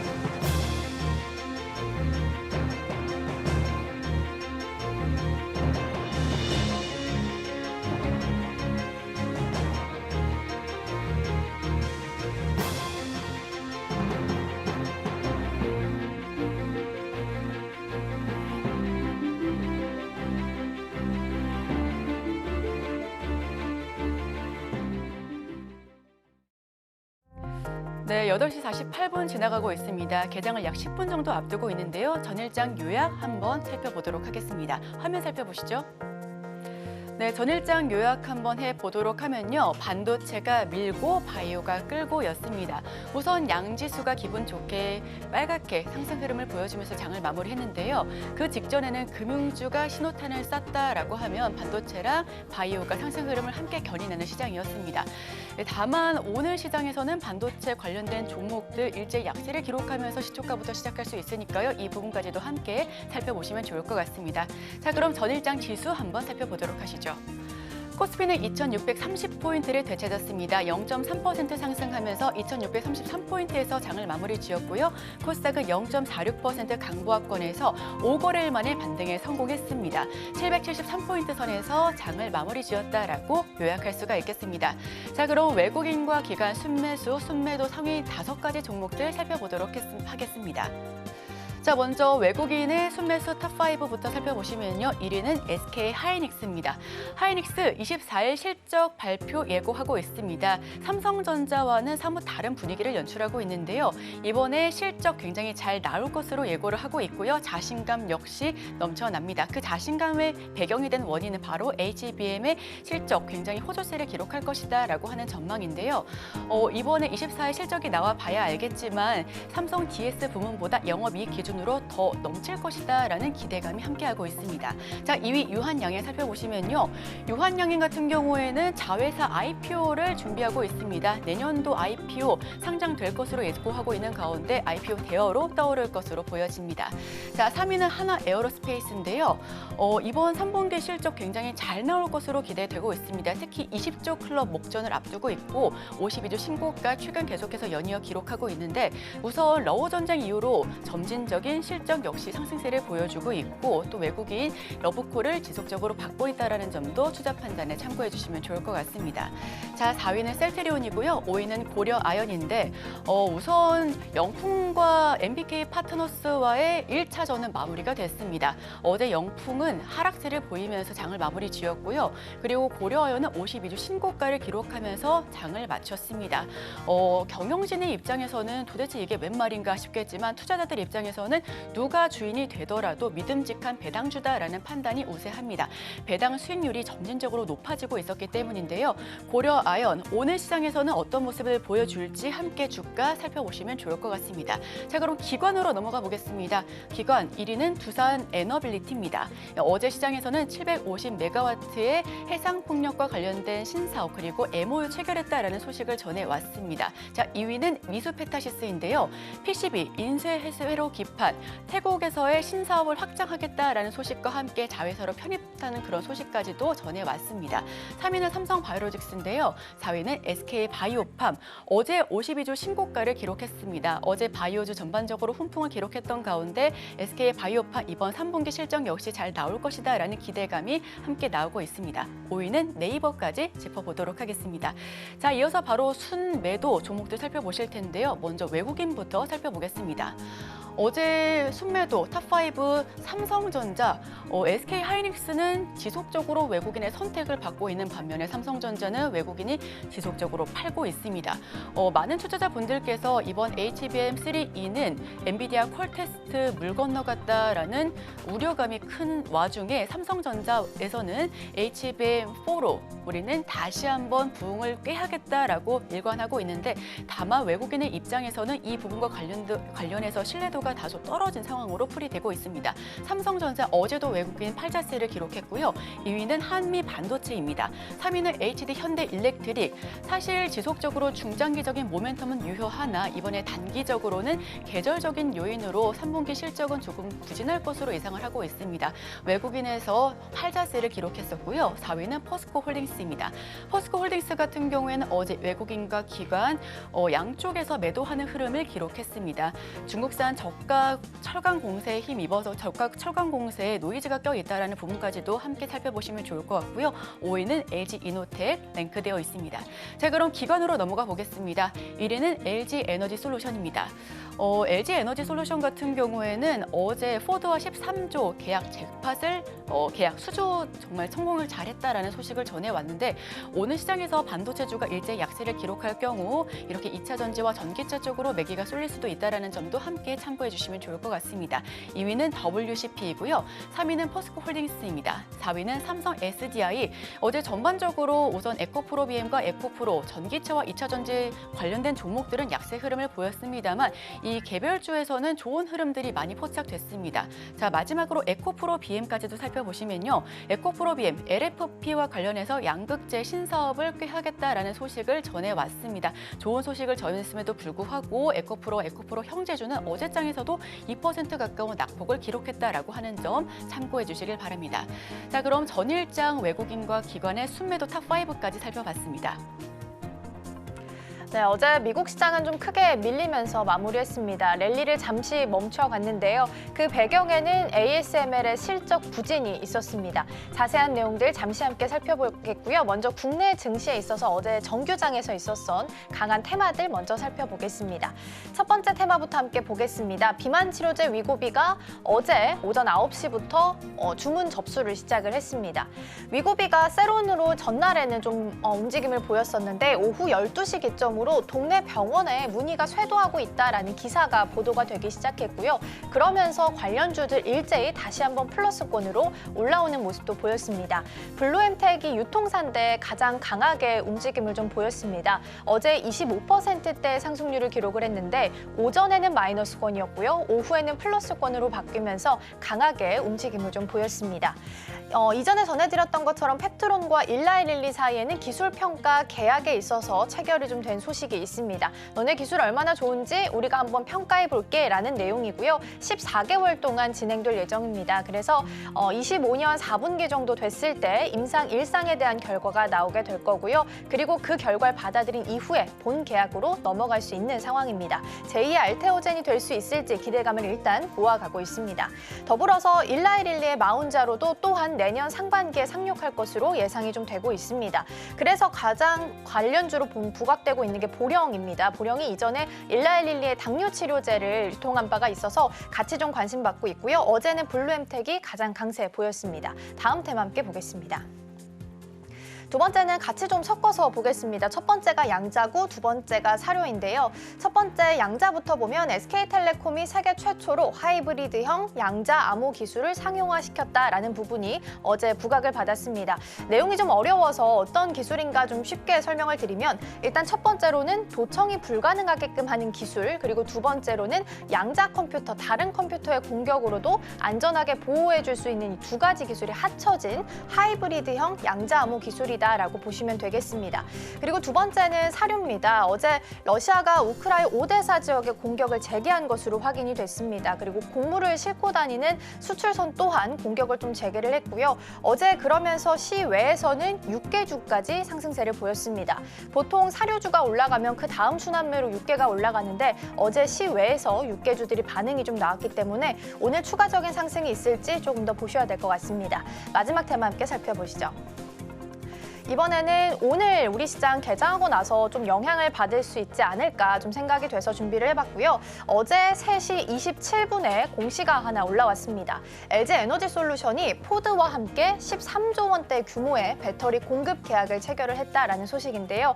이전에 테슬라의 4680 그리고 벤츠의 46파이 배터리에 이어서 이번에는 포드와 함께 계약을 체결했다라는 호재까지 함께 전해지게 됐습니다. 규모로 봤을 때는 총 109기가와트 시라고 하고요. 폴란드 공장에서 생산을 해서 이걸 장착할 것으로 예상이 좀 되고 있습니다. 그렇기 때문에 무엇보다 포드랑 같이 일을 같이 하게 됐다라는 건 유럽 시장에 좀 더 진출을 빠르게 할 수 있겠다라는 부분도 함께 보시면 좋겠고요. 규모가 어느 정도일까라는 부분에 대해선 자세하게 공시가 나오진 않았는데 전반적으로 추정을 한 값은 13조 정도 되고요. 24년 매출액 대비해서는 한 10% 정도 차지를 하고 26년에 양산에 들어가게 된다면 전체 규모 중에 매출액은 한 5% 정도 차지할 것으로 보입니다. 그래서 규모가 꽤나 크다라는 부분도 함께 보셔야겠습니다. 다음으로 오늘 일정 함께 살펴보겠습니다. 앞서서 말씀드린 것처럼 ASML의 실적 발표가 있었습니다. 사실 일정상으로는 16일 현지 시간 기준으로 진행이 될 예정이었습니다. 근데 시스템 오류로 하루 일찍 홈페이지에 공시가 됐고요. 실수로 먼저 공개가 된 상황입니다. 실적 발표를 좀 뜯어봤더니 사실 잘 나왔으면 그나마 다행이었겠지만 사실 어닝 쇼크를 발표를 했습니다. 3분기 주문량이 예상치였던 거에 절반도 미치지 못하는 수준으로 발표가 됐기 때문에 투자자들은 너무 실망할 수밖에 없었는데요. 3분기 주문량도 예상치의 절반 미치지 못했고요. 더불어서 4분기에 대한 가이던스 또한 부진하게 나왔습니다. 이에 대한 이유를 찾아보자면 대중에 있어서 미국이 중국 옥죄기에 나서면서 우리도 어쩔 수 없이 수출 매출이 좀 많이 줄어들었다라는 부분으로 코멘트를 남기기도 했습니다. 더불어서 어제 시장에서는 미국 정부에서 앞으로 이 반도체 수출하는 데 있어서 국가별로 이 나라 수치를 좀 정해서 움직이겠다라는 코멘트를 마이너스를 남기기도 했습니다. 그래서 엔비디아가 크게 좀 떨어지기도 했었는데요. 물론 중동 옥죄기다라고 이야기하긴 했는데 그럼에도 불구하고 좀 더 보니까 중국을 옥죄는 것에 대한 다른 루트다라고 판단할 수 있을 것 같습니다. 오늘 반도체주 흐름 쉽지 않을 것 같습니다. 개장한 이후 함께 체크해 보시고요. 저희는 오늘장 문 열고 돌아오겠습니다.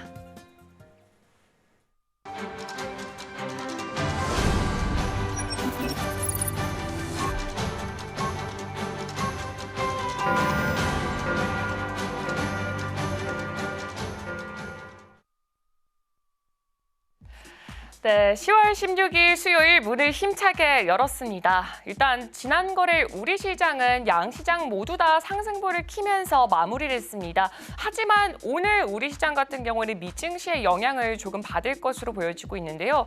계속해서 사상 최고치를 기록하던 미증시 3대 지수 같은 경우에는 어제는 모두 다 하락세를 그리면서 마무리를 했습니다.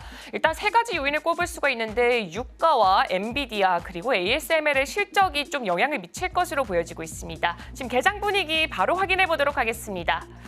네, 오늘은 좀 미증시와 좀 같은 방향성을 그리는 모습을 보여지고 있습니다. 코스피 같은 경우에는 어제 2630선까지 올라가면서 다시 한 번 더 회복세를 보여주나 했지만 오늘은 1%나 크게 낙폭을 그리면서 개장을 시작하고 있습니다. 현재 2606포인트 선에서 출발하고 있습니다. 코스닥 지수도 같이 살펴보자면 코스닥 지수도 지금 770선이 깨지면서 0.6% 하락한 769포인트 선에서 출발하고 있습니다. 시가총액 상위 종목들의 흐름은 과연 어떻게 진행되고 있을지도 확인해 보도록 하겠습니다. 어제는 엔솔과 현대차를 제외하고 세 가지 종목은 모두 다 오름세를 기록을 했습니다. 하지만 오늘 같은 경우에는 엔솔과 현대차를 제외하고 모두 다 하락폭을 조금 그려내는 모습을 보여주고 있습니다. 일단 삼성전자와 SK하이닉스 같은 경우에는 엔비디아 주가 하락 더불어서 ASML의 실적 발표까지 크게 영향을 받은 것으로 보여지고 있고요. 일단은 삼성전자 같은 경우에는 3분기 글로벌 스마트폰 점유율이 애플과 정말 근소한 차이로 1위를 달성을 했다고 합니다. 하지만 아직까지 엔비디아의 이 5세대 HBM 공급 일정이 조금 지연되고 있다라는 이슈가 주가에 어느 정도 작용이 되고 있는 것으로 보여지고 있고요. 현재 6만 전자를 깨트리면서 2.62% 하락 출발하는 모습 보여지고 있습니다. 그리고 SK하이닉스 같은 경우에는 현재 4.67%로 삼성전자보다는 조금 더 낙폭을 크게 그려내고 있습니다. 단독 보도이긴 하지만요. 메타의 데이터 센터용 SSD 공급을 재개한 것으로 확인이 됐다라고 합니다. 만약에 정말 확인이 됐다라고 하면은 그래도 메타에 계속해서 SSD를 공급을 할 수 있다라는 기대감이 어느 정도는 주가의 훈풍으로 작용을 할 것이라고 보여지고 있지만 아직까지는 이 반도체주가 어느 정도 주춤한 모습을 보여지고 있습니다. 엔솔 같은 경우는 현재 2.48%로 굉장히 강한 출발 보여주고 있습니다. 포드에 대규모 상용차용 배터리를 공급한다라는 소식이 주가에 훈풍이 들어가 있고요. 삼성바이오로직스 같은 경우에도 1.29% 하락하는 모습을 보여줬습니다. 현대차 같은 경우에는 인도법인 IPO에 싱가포르 정부와 블랙록 등이 좀 참여한다라는 소식이 주가에는 어느 정도 희소식으로 들어갈 것으로 예상이 됐지만 현재 보합권에서 시장을 개장하고 있습니다. 이어서 코스닥 시가총액 상위 종목들도 확인해 보도록 하겠습니다. 네, 오늘은 전반적으로 에코프로를 제외하고는 부진한 모습을 그려내고 있습니다. 일단 알테오젠 같은 경우는 어제 제약바이오 섹터가 굉장히 강하게 움직이면서 함께 상승 탄력을 받아갔지만 오늘은 조금 아쉬운 모습을 보여주고 있습니다. 0.39% 하락하고 있고요. 에코프로비엔 같은 경우에는 현재 보합권에서 거래가 진행되고 있습니다. LFP 양극재 기술 개발을 시작했다라는 소식이 들려왔지만 에코프로비엔보다는 에코프로 쪽에 조금 더 수급이 몰리고 있는 것으로 보여지고 있습니다. 일단 전구체 제조 단계가 없는 공정 과정이기 때문에 생산 비용을 줄일 수가 있다는 게 가장 큰 장점으로 또 적용이 된다고 합니다. HLB 같은 경우는 어제 6거래일 만에 반등세를 보여줬지만 오늘 그 상승폭을 반납한 채로 0.97% 하락 출발하고 있고요. 리가켄바이오 같은 경우에는 이 신약 후보 물질인 LCB97이 딜 사이즈가 예상보다 조금 더 커질 것 같다라는 소식에 어제 또 상승폭을 크게 보여줬지만 오늘은 지금 낙폭을 그려내고 있습니다. 그렇다면 오늘 우리 시장 내에서 강하게 움직이는 종목들도 확인해 보도록 하겠습니다. 네, 먼저 첫 번째로 전자기술부터 들어가 보도록 하겠습니다. 이 섹터 내에서는 반도체주가 주를 이루는 만큼 전반적으로 보더라도 오늘은 하락하는 종목이 굉장히 우세한 것으로 나타나고 있습니다. 현재 삼성전자는 2.3% 마찬가지로 계속해서 낙폭을 크게 키워내가고 있는 모습을 보여주고 있고요. SK하이닉스는 지금 4.5%로 지금 18만 4,100원 선에서 현재 거래가 진행되고 있습니다. 이수페타시스도 어제 내 흐름이 굉장히 잘 갔습니다. 하지만 오늘은 3.51% 하락하면서 출발하는 모습을 보여주고 있습니다. LG 디스플레이도 1.32% 하락했고요. LNF 같은 경우에는 현재 1.35% 2차 전지 관련주로 묶이면서 오늘 장에서 지금 유일하게 상승폭을 켜내고 있는 모습을 보여주고 있습니다. HPSB 같은 경우에도 현재 5%로 낙폭을 가장 크게 그려내는 모습을 연출하고 있습니다. 이어서 다음 섹터도 확인해 보도록 하겠습니다. 다음 섹터는 제조업 쪽으로 확인해 보도록 하겠습니다. 제조업 쪽으로 하면 대표적인 종목 중 하나가 바로 두산에너빌리티인데요. 일단은 지멘스 등과 해상풍력 발전 사업에 협력할 것이다 라는 소식이 들렸지만 현재는 주가는 지금 하락세를 그려내고 있는 모습이 보여지고 있습니다. 삼성중공업도 1.27%로 하락 출발하고 있고요. LG 엔솔만이 굉장히 강한 모습으로 출발하고 있습니다. 반도체주는 계속해서 약세 이어가고 있습니다. 한미반도체 5.27% 떨어지고 있고요. 2차 전지 관련주인 에코프로비엠도 0.23% 올라가는 모습 나타내고 있습니다. 조선주도 오늘은 조금은 쉬어가고 있습니다. 하나오션도 0.96%고요. 일단 전선주도 지금 오늘은 좀 주춤한데요. LS 일렉트릭과 대한전선 2%, 5%대 낙폭을 크게 키워나가고 있는 모습을 보여주고 있습니다. 삼성 SDI 같은 경우에는 현대차 GV90에 배터리를 납품한다라는 소식이 들렸지만 현재 주가는 0.7% 하락폭을 그려내고 있습니다. 이어서 다음 섹터들도 확인해 보도록 하겠습니다. 다음 섹터는 의료기술 쪽으로 확인해 보도록 하겠습니다. 어제 위고비가 본격적으로 출시가 되면서 제약바이오 업종이 굉장히 강세를 띄었고요. 그 와중에도 위고비를 어떻게 하면은 잘 빠르게 살 수 있을까라는 그런 후기까지도 남겨진 상황에 놓였었습니다. 그래서 어제는 제약바이오에 굉장히 크게 훈풍이 들어간 것으로 보여지고 있는데 일단 오늘장 안에서는 비만 치료제 관련주들만 지금 상승폭을 좀 켜내고 있는 것으로 보여지고 있습니다. 유한양행 같은 경우에 0.61% 상승 출발하고 있는 모습 보여지고 있습니다.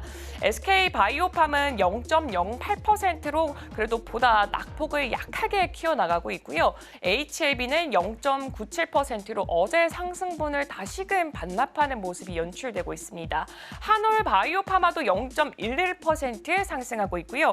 셀트리온 같은 경우에는 지금 약세를 연출하고 있습니다. 휴젤과 ST팜은 2.8%, 1.37%로 각각 상승 출발하는 모습이 보여지고 있습니다. 이어서 다음 섹터도 확인해 보도록 하겠습니다. 다음 섹터는 금융 쪽으로 확인해 보도록 하겠습니다. 금융주도 이렇게 미국의 대형 은행주들의 실적이 잘 찍히면서 엊그제까지만 하더라도 반짝 올라오는 모습을 보여줬지만 오늘은 그 상승했던 폭을 조금 더 반납하는 모습이 나타내고 있습니다. 우리금융지주, 하나금융지주, 이렇게 지주사 쪽에서는 하나금융지주만 현재 상승폭을 켜내고 있고요. JB금융지주도 함께 상승 출발하고 있습니다. 이 외에 보험이라던가 이렇게 지주사, 뱅크 모든 종목들이 대부분 조금 약한 흐름을 보여지고 있는 것으로 나타나고 있습니다. 오늘은 전반적으로 흐름 자체가 하락하는 종목이 조금 더 우세한 것으로 나타나고 있습니다. 이어서 다음 섹터도 함께 열어보도록 하겠습니다. 다음 섹터는 프로세스 산업 쪽으로 이쪽 안에서는 2차 전지 소부장단의 이 종목들이 많이 위치해 있는데요. 일단은 에코프로는 상승하고 있고 에코프로 머티 같은 경우에도 함께 올라가는 모습 나타나고 있습니다. 하지만 SKC 같은 경우에는 2% 낙폭을 그려내고 있고요.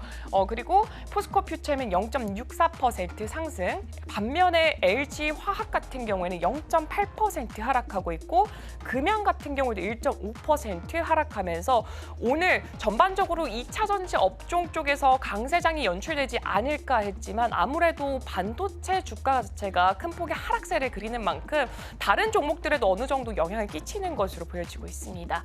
이어서 다음 섹터도 확인해 보도록 하겠습니다. 네, 다음 섹터는 커뮤니케이션 쪽으로 확인해 보도록 하겠습니다. LG U+ 같은 경우에는 0.1% 하락하고 SK텔레콤도 0.7% 하락세를 보여주고 있고요. KT만이 0.7% 상승하면서 이쪽 섹터는 어느 정도는 이 지금 흐름과는 크게 차별화되지 않는 분위기 나타내고 있습니다. 다음 섹터도 이어서 확인해 보도록 하겠습니다.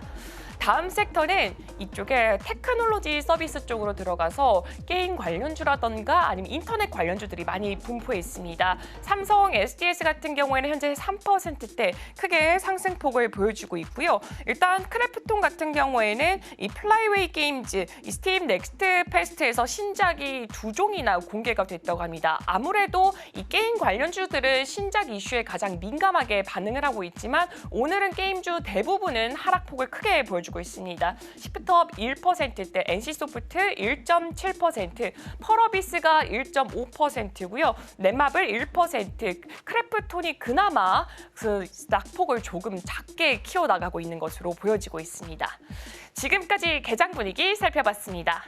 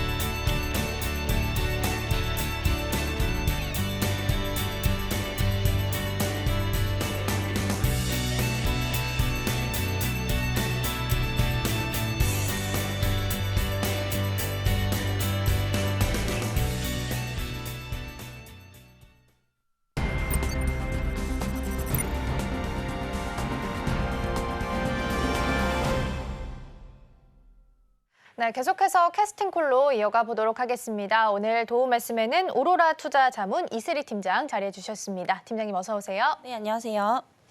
네, 오늘 시장 쉽지 않을 거라고 예상은 했는데 지금 전반적인 분위기 봤을 때는 어디로 뭐 수급이 딱 몰리고 있는 쪽도 많지는 않은 것 같아요. 특히 코스피에서는 외국인이 장 초반인데 벌써 1,700억 가까이 지금 빼고 있는 상황이거든요. 네. 전반적인 분위기 어떻게 보고 계실까요? 네, 우선은 이게 또 반도체가 굉장히 좀 중요한데 이게 어제 ASML이 이제 실적을 그러니까요. 발표를 했을 때 이게 생각보다 너무 좀 안 좋게 나왔던 상황이거든요. 그리고 우리가 또 주목을 해봐야 될 게 TSMC 실적 발표가 또 17일에 있습니다. 그래서 저는 반도체 쪽은 아무래도 이제 실적이 굉장히 좀 중요할 수밖에 없다라고 좀 판단이 되고 있어요. 왜냐하면 지금 어쨌든 4분기 가이던스 그리고 1분기 가이던스가 내년에 또 어떻게 나오는지에 따라서 이 반도체에 대한 어떤 수요에 대한 견고함 이런 부분들을 좀 확인을 할 수가 있는 부분이기 때문에 사실상 좀 뭔가 섣불리 적극적으로 매수하시기에는 좀 무리가 있다라고 좀 판단이 되고 있습니다. 그리고 문제가 또 하나 이제 생기는 게 이제 대선이 또 남아 있잖아요, 미국에서.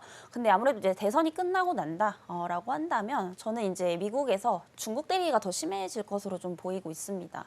이렇게 되면 사실 반도체 수출 규제에 대한 부분들이 우리나라의 기업들에게도 당연히 좀 영향을 미칠 수밖에 없는 그런 상황이기 때문에 사실상 지금 반도체 관련주들 같은 경우에 실적도 좀 보셔야겠고요. 그리고 추가적으로 이런 대외 변수에 대한 부분들도 어느 정도 좀 대응을 하셔야 되는 부분이기 때문에 우선은 좀 적극적인 매수보다는 한 번 더 좀 신중하게 접근을 하시는 게 좀 맞지 않겠나라고 보고 있고요.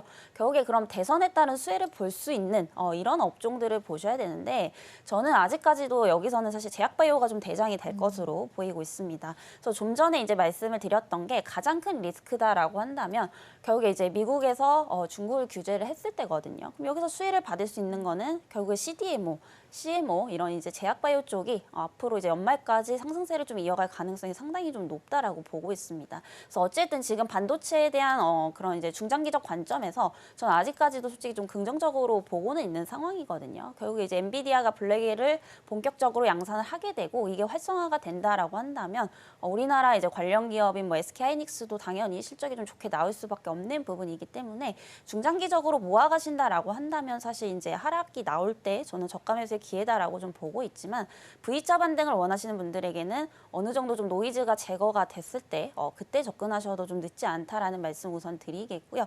여전히 저는 제약바이오 쪽을 연말까지 좀 끌고 가시는 전략을 좀 말씀드리도록 하겠고요.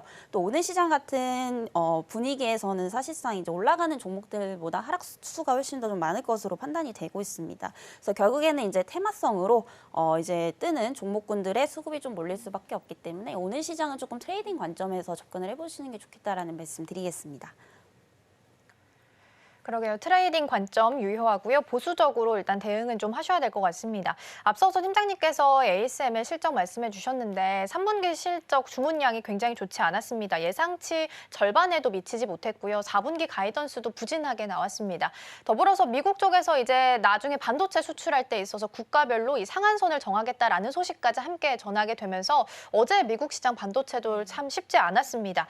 오늘 우리 시장 열어보니까 삼성전자랑 SK하이닉스도 지금 각각 보니까 2.46% 그리고 SK하이닉스는 4%대 넘게 지금 밀리고 있습니다. 근데 반도체 투톱 전략 먼저 세우면 그럼 지금은 그냥 참고 기다리는 게 가장 베스트일까요? 근데 이게 이미 고점에서 물리신 분들은 어쩔 수가 없으실 것 같아요. 왜냐하면 지금 이걸 다 잘라내기에는 사실상 뭔가 기회비용 측면에서 조금 아쉽죠. 여태까지 좀 기다리신 게 있기 때문에. 그래서 만약에 이제 하이닉스 기준으로 말씀을 드리면 결국에 이제 20만 원 선 이상에서 좀 매수를 하신 분들은 오히려 지금 그냥 좀 버티시는 게 맞지 않나라고 보고 있고 방금 조금 신중하셔야 된다라고 말씀을 드렸던 거는 결국에 이제 신규 관점에서입니다. 그래서 지금 이미 보유를 하고 계신 분들은 우선은 계속해서 좀 끌고 가시되 여기서 추가적으로 하이닉스가 이제 20만 원대를 돌파하지 못하고 만약에 한 17만 원 이하대로 다시 한번 좀 내려간다라고 한다면 그때 오히려 좀 추가 매수를 하셔서 뭔가 단가를 좀 낮추시는 전략이 좀 맞지 않을까라고 보고 있고요. 저는 이제 삼성전자 그 전에는 좀 좋게 봤었지만 최근에는 사실상 뭔가 그런 상승할 만한 좀 트리거가 많이 좀 부족한 상황이기 때문에 사실상 이 두 종목에서 본다라고 한다면 아직까지는 좀 하이닉스를 좀 보시는 게 좀 맞지 않을까라고 보고 있고요. 결국에 이제 두 기업이 저는 다른 구도로 좀 갈 거라고 좀 생각이 되고 있습니다. 아무래도 이제 과거에는 삼성전자랑 하이닉스랑 이런 주가의 흐름을 보면 거의 같이 갔었거든요. 근데 앞으로는 좀 갈리는 이제 시대가 될 것으로 좀 보이고 있습니다. 그래서 결국에는 HBM이 가장 중요하다라고 저는 좀 말씀을 드리고 싶고요. 단연코 이제 HBM에서는 국내에서뿐만이 아니라 전 세계에서 아직까지도 하이닉스가 공급자 입장에서는 이제 독점적인 위치에 또 있는 이런 상황이기 때문에 결국에 이제 엔비디아의 블랙엘 출시에 맞춰서 하이닉스는 그래도 올라갈 수 있을 만한 여지가 상당히 좀 많이 남아있다라는 점. 그래서 오히려 하이닉스는 하락할 때 저는 좀 저가 매수의 기회로 좀 삼아 보시면 좋겠다라는 말씀 드리겠습니다. 그러게요. 말씀 주신 것처럼 주가 차별화는 계속 벌어지고 있는데 근데 팀장님 어제 그 겨울 이야기했던 모건 스탠리 쪽에서 엔비디아랑 NDR 진행했는데 거기서 삼성전자 HBM3 이 공급사로 선정될 가능성이 높다라고 이야기하면서 TP 76,000원으로 상향했고요. 비중 확대 의견을 제시를 했습니다. 근데 같은 날에 반대로 이제 국내에서는 거의 HBM3 공급은 불발됐다고 보는 게 맞다라는 뉘앙스의 기사가 좀 보도가 되기도 했거든요. 그럼 전혀 반대의 시각이에요. 그래서 이걸 어떻게 해석해야 되는지 투자자분들께서도 좀 고민이 되실 것 같거든요. 일단은 모건 스탠리는 믿을 게 못 된다라는 거를 저번에 이제 하이닉스 목표가를 54% 낮추면서 저는 좀 증명을 했다라고 보기 때문에 우선 너무 그런 보고서에 좀 집착을 하실 필요는 좀 없다라고 좀 보여지고 있습니다. 그냥 객관적으로 말씀을 드리면 결국에 이제 HBM3 이 통과가 굉장히 좀 중요하잖아요. 지금 삼성전자에 있어서 결국에 지금 이제 돌파구를 찾아보자라고 한다면 HBM 퀄 테스트 통과가 가장 중요하다라고 저는 좀 보여지고 있습니다. 근데 어쨌든 삼성전자가 이걸 통과한다라고 하더라도 하이닉스의 지위를 뺏을 수 있을까라는 부분에서는 좀 더 의문이 들고 있는 상황이거든요.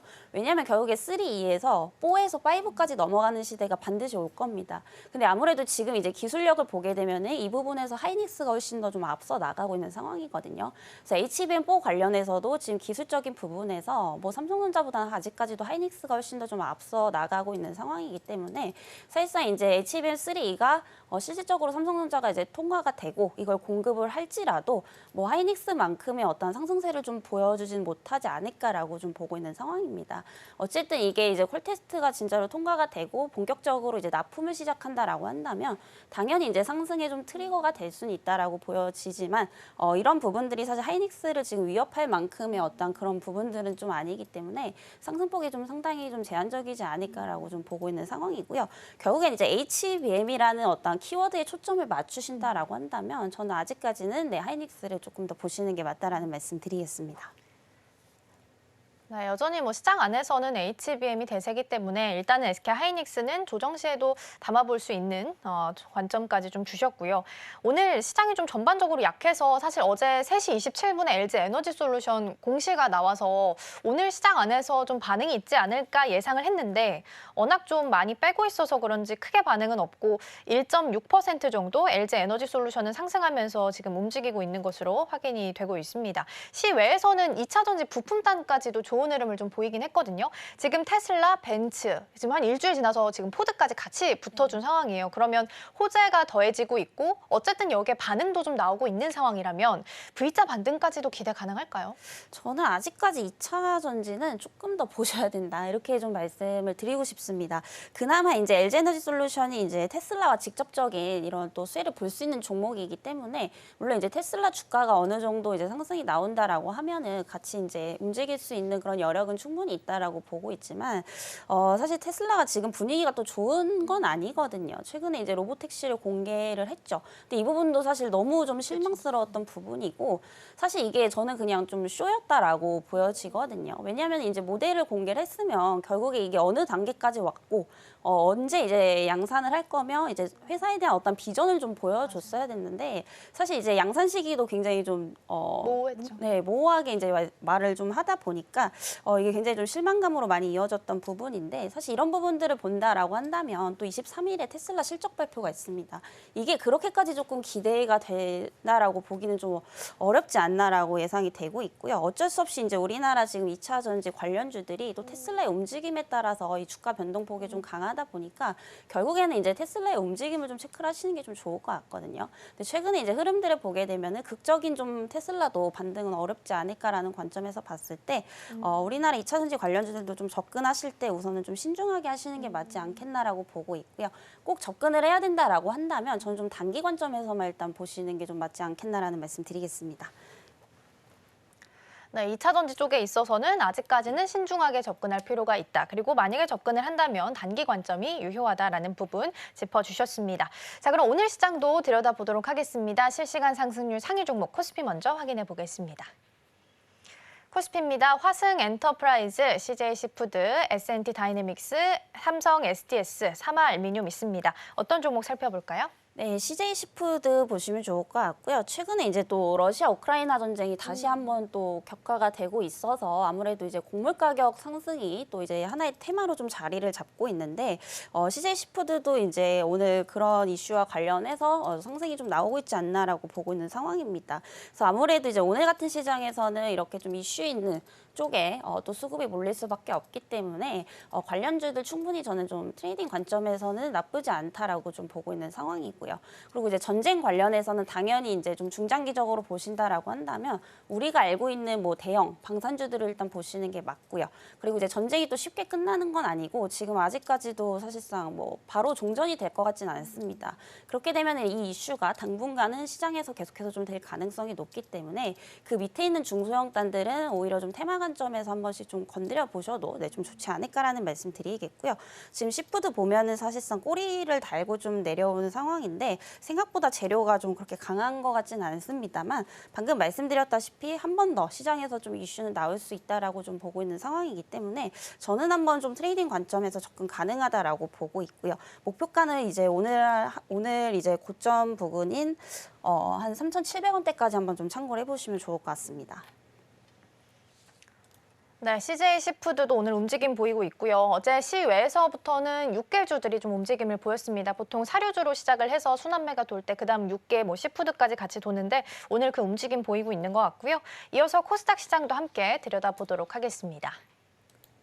코스닥입니다. 셀비온, 지노맨 컴퍼니, 펩트론, 하림, 한국 BNC 있습니다. 어떤 종목 살펴볼까요? 네, 지노맨 컴퍼니 보시면 좋을 것 같고요. 이 종목 사실 좀 생소하신 분들이 있으실 것 같은데 최근에 이제 기술 수출을 또 하면서 이런 이제 실적에 대한 부분들이 굉장히 좀 좋아지고 있는 상황입니다. 그래서 아직까지 저는 ADC라든지 이런 ABL 바이오 쪽 그리고 이제 유한양행 이쪽이 좀 대장이라고는 보고 있는 상황이지만 사실 이제 그런 종목들은 신규 관점에서 상당히 좀 부담스러우실 수 있는 그런 자리라고 좀 판단이 되고 있습니다. 네, 그렇기 때문에 이제 기존에 이런 바이오주들을 좀 놓치신 분들은 오히려 좀 바닥권에 있는 종목, 이제 시작하는 종목들을 좀 보셔도 좋다라는 점에서 이 지노맨 컴퍼니도 한번 좀 눈여겨 보시면 좀 좋을 것 같고요. 최근에 이제 고형암 치료제를 이제 또 기술 수출을 했습니다. 그래서 이게 규모가 엄청나게 크진 않지만은 충분히 이제 어떤 실적 개선에 이끌 만한 규모라고 좀 보여지고 있는 상황이고요. 지금 규모가 한 70억 정도 좀 된다라고 좀 보시면 될 것 같습니다. 최근에 이 부분으로 인해서 실질적으로 실적이 점진적으로 좀 개선이 되고 있다라고 좀 보시면 될 것 같고요. 그리고 동사 같은 경우에 이제 CDMO 쪽도 이제 하고 있습니다. 그래서 위탁 생산 쪽, 위탁 생산 개발 그리고 이제 컨슈머 사업도 하고 있는데 특히 컨슈머 사업이 굉장히 좀 잘 되고 있다라는 점. 결국에 이제 실적에 대한 부분들도 저는 충분히 좀 기대를 해볼 수가 있다라고 보고 있기 때문에 사실 지금 주가는 좀 상대적으로 저평가가 아닐까라고 좀 보고 있습니다. 아무래도 이제 다른 쪽에 이제 대장주 쪽이 좀 쏠리다 보니까 그동안 굉장히 좀 못 갔었던 이런 부분들을 좀 이용을 해서 한번 단기적으로 좀 접근을 해볼 만한 자리이지 않을까라고 좀 보고 있는 상황이고요. 그래서 어제 굉장히 좀 많이 눌렸기 때문에 오늘 약간의 반등이 좀 나오고 있습니다. 그래서 아무래도 이제 추가적으로 전저점만 깨지 않는다라고 한다면 저는 한 번 더 이제 시세는 줄 것으로 좀 보이고 있기 때문에 단기 관점에서 한번 접근을 해보셔도 좀 좋지 않을까라는 말씀 드리도록 하겠습니다. 네, 지노맨 컴퍼니 살펴봤습니다. 좀 생소하긴 한 종목이긴 한데 자리가 굉장히 괜찮다라고 말씀해 주셨습니다. 전저점 깨지 않는 자리 계속해서 유지한다면 다시 한번 단기적으로 반등 줄 수 있겠다라는 부분 언급해 주셨습니다. 자, 그럼 오늘 시장 안에서 움직이고 있는 테마들도 함께 살펴보도록 하겠습니다. 오늘 첫 번째 테마는 비만 치료제입니다. 어제부터 온라인 주문 9시부터 시작이 됐고요. 오후 12시 됐을 때쯤에는 물량 완판될 것 같다, 수요 굉장히 폭증하고 있다라는 기사 긍정적으로 막 보도가 되면서 관련주들이 오후장 들어서는 플러스권으로 올라오는 모습을 좀 보이기도 했습니다. 오늘 일정상으로 파마 파트너링 서밋이라고 해서 보스턴에서 열리는 학회인데요. 여기서 나이백이 근손실이 없는 비만 치료제, 그러니까 위고비보다 좀 더 나은 비만 치료제에 대해서 개발 성과를 발표할 예정이니까 이 종목도 함께 좀 보시면 좋을 것 같습니다. 두 번째 테마 함께 살펴보도록 하겠습니다. 두 번째는 육개입니다. 앞서서 제가 브리핑에서 전해드린 것처럼 러시아가 우크라이나 오데사 지역 공격을 재개를 했습니다. 여기서 밀이나 옥수수 세계 4위 수출국이기 때문에 조금 더 움직임을 좀 보일 수 있겠다라는 부분 유의하셔야 될 것 같고요. 보통 사료 움직이고 나면 육개가 움직입니다. 어제 시외에서부터 반응을 좀 보이기 시작했습니다. 세 번째도 함께 보겠습니다. 세 번째는 엠폭스입니다. 사실 오늘 갈만한 테마에 막 수급이 많이 쏠리고 있지는 않아서 오늘 엠폭스가 일단 상단에 자리를 하고 있습니다. 기사가 특별하게 있는 건 아니고요. 올해 아프리카 엠폭스 사망자가 1000명에 육박할 수 있다. 그리고 어제자 기준으로는 짐바브웨에서도 처음으로 엠폭스 환자가 발생했다라는 기사 정도 보도되고 있습니다. 자, 그럼 팀장님 이 중에서는 어떤 종목 좀 살펴보면 좋을까요? 네, 어제 이제 장 막판에 또 끌어올렸던 게 이제 비만 치료제 관련주들이기 때문에 이거 앞으로도 좀 주목을 해보셔야 될 것 같습니다. 그래서 당장에 위고비가 상륙을 하게 되면은 이거 세로 나오는 게 아니냐 이런 맞아요. 얘기들도 있었는데 오히려 어제 블루엠텍 같은 경우에 또 장 막판에 계속해서 좀 상승이 나왔던 그런 모습들이었고 오늘도 사실 이제 흐름이 나쁘지 않습니다. 2%대에 좀 상승이 좀 나오고 있는 상황인데 조만간 사실 3만 원대 넘지 않을까 조심스럽게 좀 예측을 해보도록 하겠고요. 사실 위고비가 이제 들어오게 되면서 가장 큰 수혜를 볼 수 있는 게 저는 블루엠텍이다라고 예전에도 한번 말씀드렸던 것 같아요. 아무래도 이제 신약 개발을 하는 기업이 아니고 이제 쿠팡처럼 어떤 그런 배송 플랫폼이라고 좀 보시면 될 것 같은데 그만큼 그만큼 이제 인기 있는 뭔가 약품들을 이제 중간에서 유통을 해주다 보니까 결국에 이제 잘 팔릴수록 수수료로 좀 이어질 수밖에 없는 부분들입니다. 그래서 그런 측면에서 봤을 때 만약에 위고비를 좋게 보신다라고 한다면 이 블루엠텍을 좀 보시는 게 맞지 않겠나라는 말씀 우선 드리겠고요. 그리고 이제 추가적으로 한미약품이라든지 이런 비만 치료제 국내 기업들도 좀 보셔야 될 것 같습니다.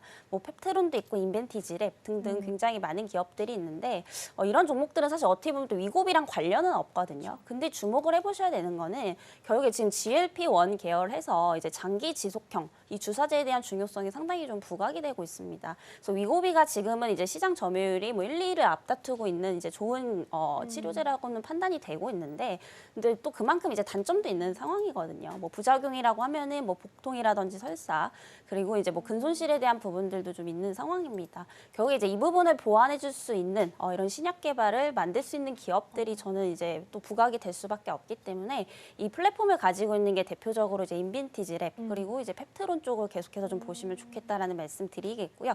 그리고 이제 또 가장 앞서 나가는 건 여전히 한미약품입니다. 그래서 임상 3상까지 지금 와 있는 상황이기 때문에 이 GLP-1 관련해서는 이 종목들 계속해서 좀 보시면 좋겠다라는 말씀 드리겠고요.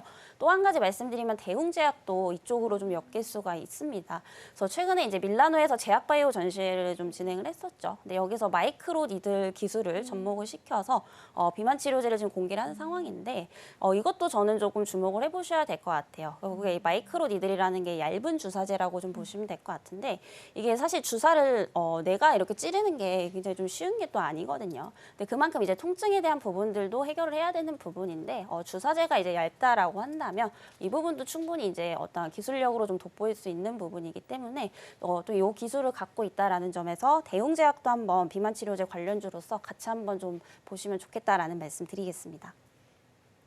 그러게요. 그 전날엔 오히려 세로뉴스로 좀 작용을 했었는데 실제로 이제 오후 12시 기준으로 어제 기사 보도낸 이후로는 다 플러스권으로 전환하는 종목들이 많이 보였습니다. 거의 14일에 있었던 하락분을 15일에 거의 감싸 안으면서 올라오는 모습을 좀 보였습니다. 또 내년 2월에는 약가 협상도 있습니다. 여기에 위고비가 포함될 것으로 예상이 좀 되고 있기 때문에 그렇다면 수요에 대해서 부분도 걱정하지 않아도 되겠다라고 연결을 좀 지을 수 있을 것 같습니다. 오늘 도움 말씀은 여기까지 듣도록 하겠습니다. 팀장님 고맙습니다.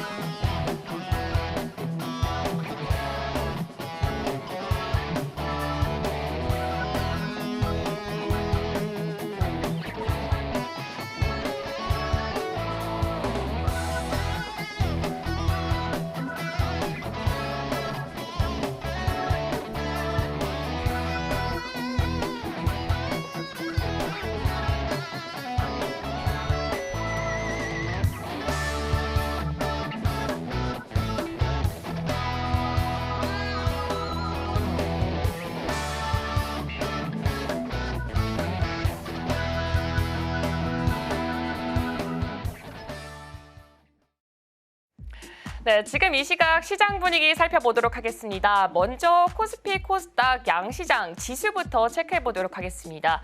일단 시작은 파란불로 했습니다. 지금 같은 경우에도 마찬가지로 계속해서 파란불을 그려내고 있고요. 일단 코스피 같은 경우에는 0.99% 하락하면서 2,607포인트 선에서 현재 개장이 계속해서 시작이 진행되고 있습니다. 코스닥 같은 경우에도 0.74% 하락하면서 768포인트 선에서 현재 거래가 진행되고 있습니다.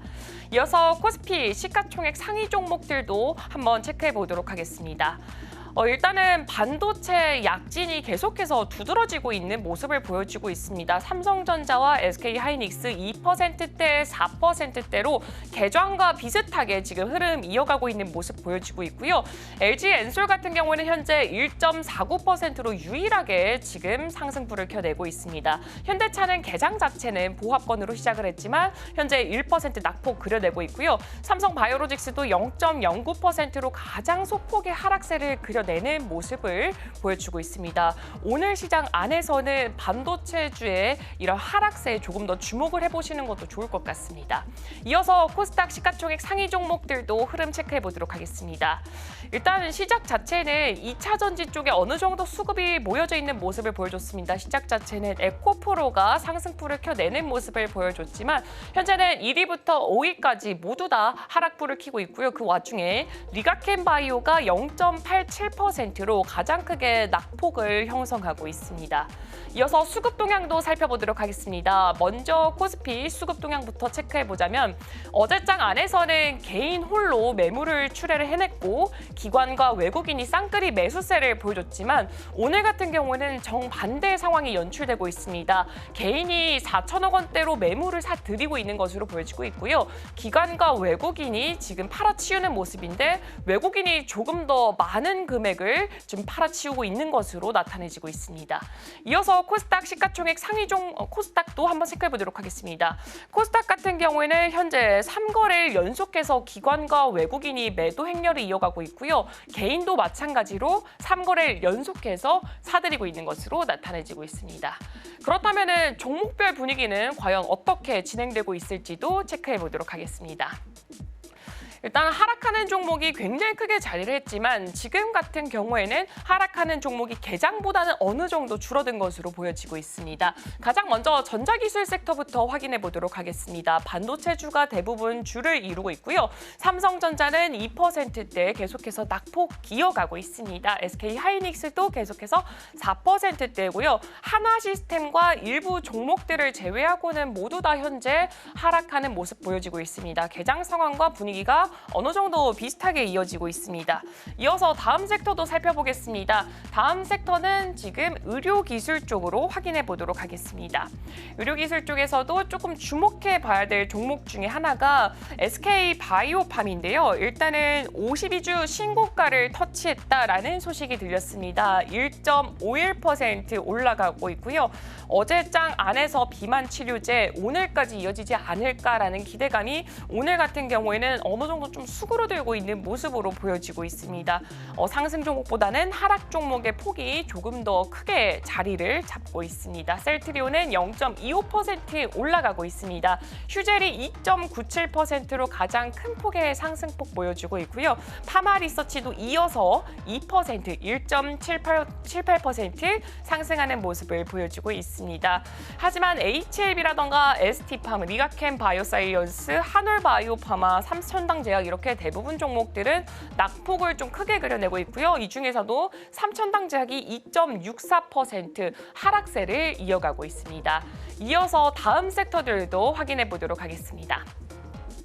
다음 섹터는 소비자 내구재 쪽으로 들어가 보도록 하겠습니다.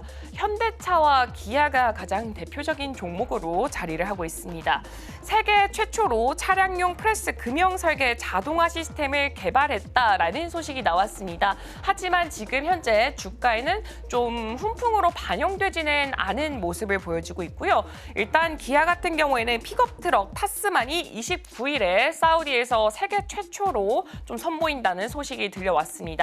기아는 1.71% 하락하고 있고 현대자동차도 현재 1% 낙폭을 보여지고 있습니다.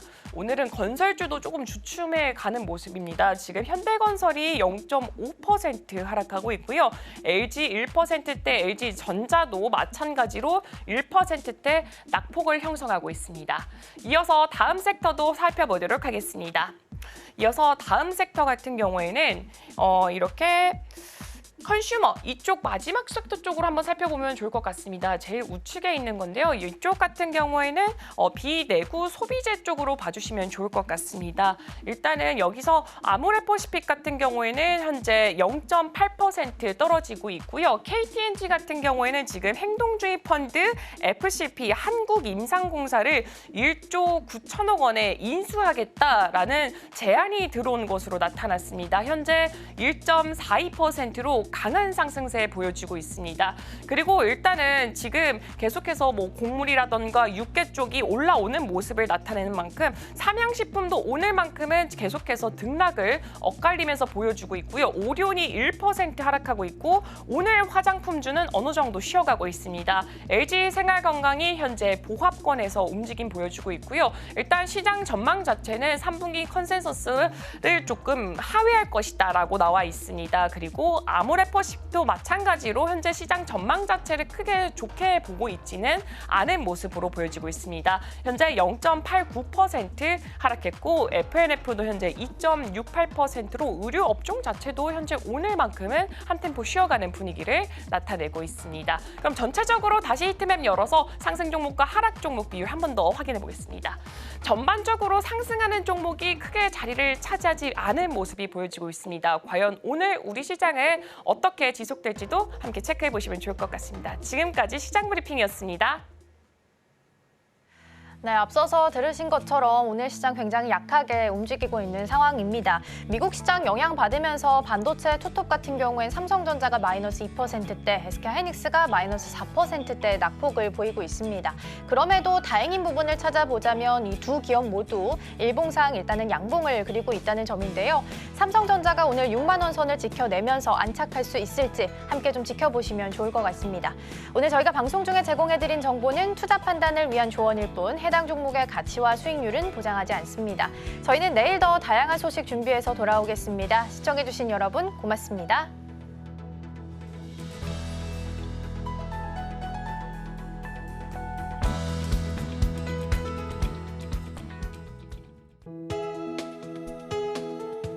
본 방송에서 제공하는 투자 정보는 투자 판단에 대한 조언입니다. 방송에서 제공하는 주식의 가치, 가격 상승 및 하락에 대해서는 방송사에서 보장하지 않습니다.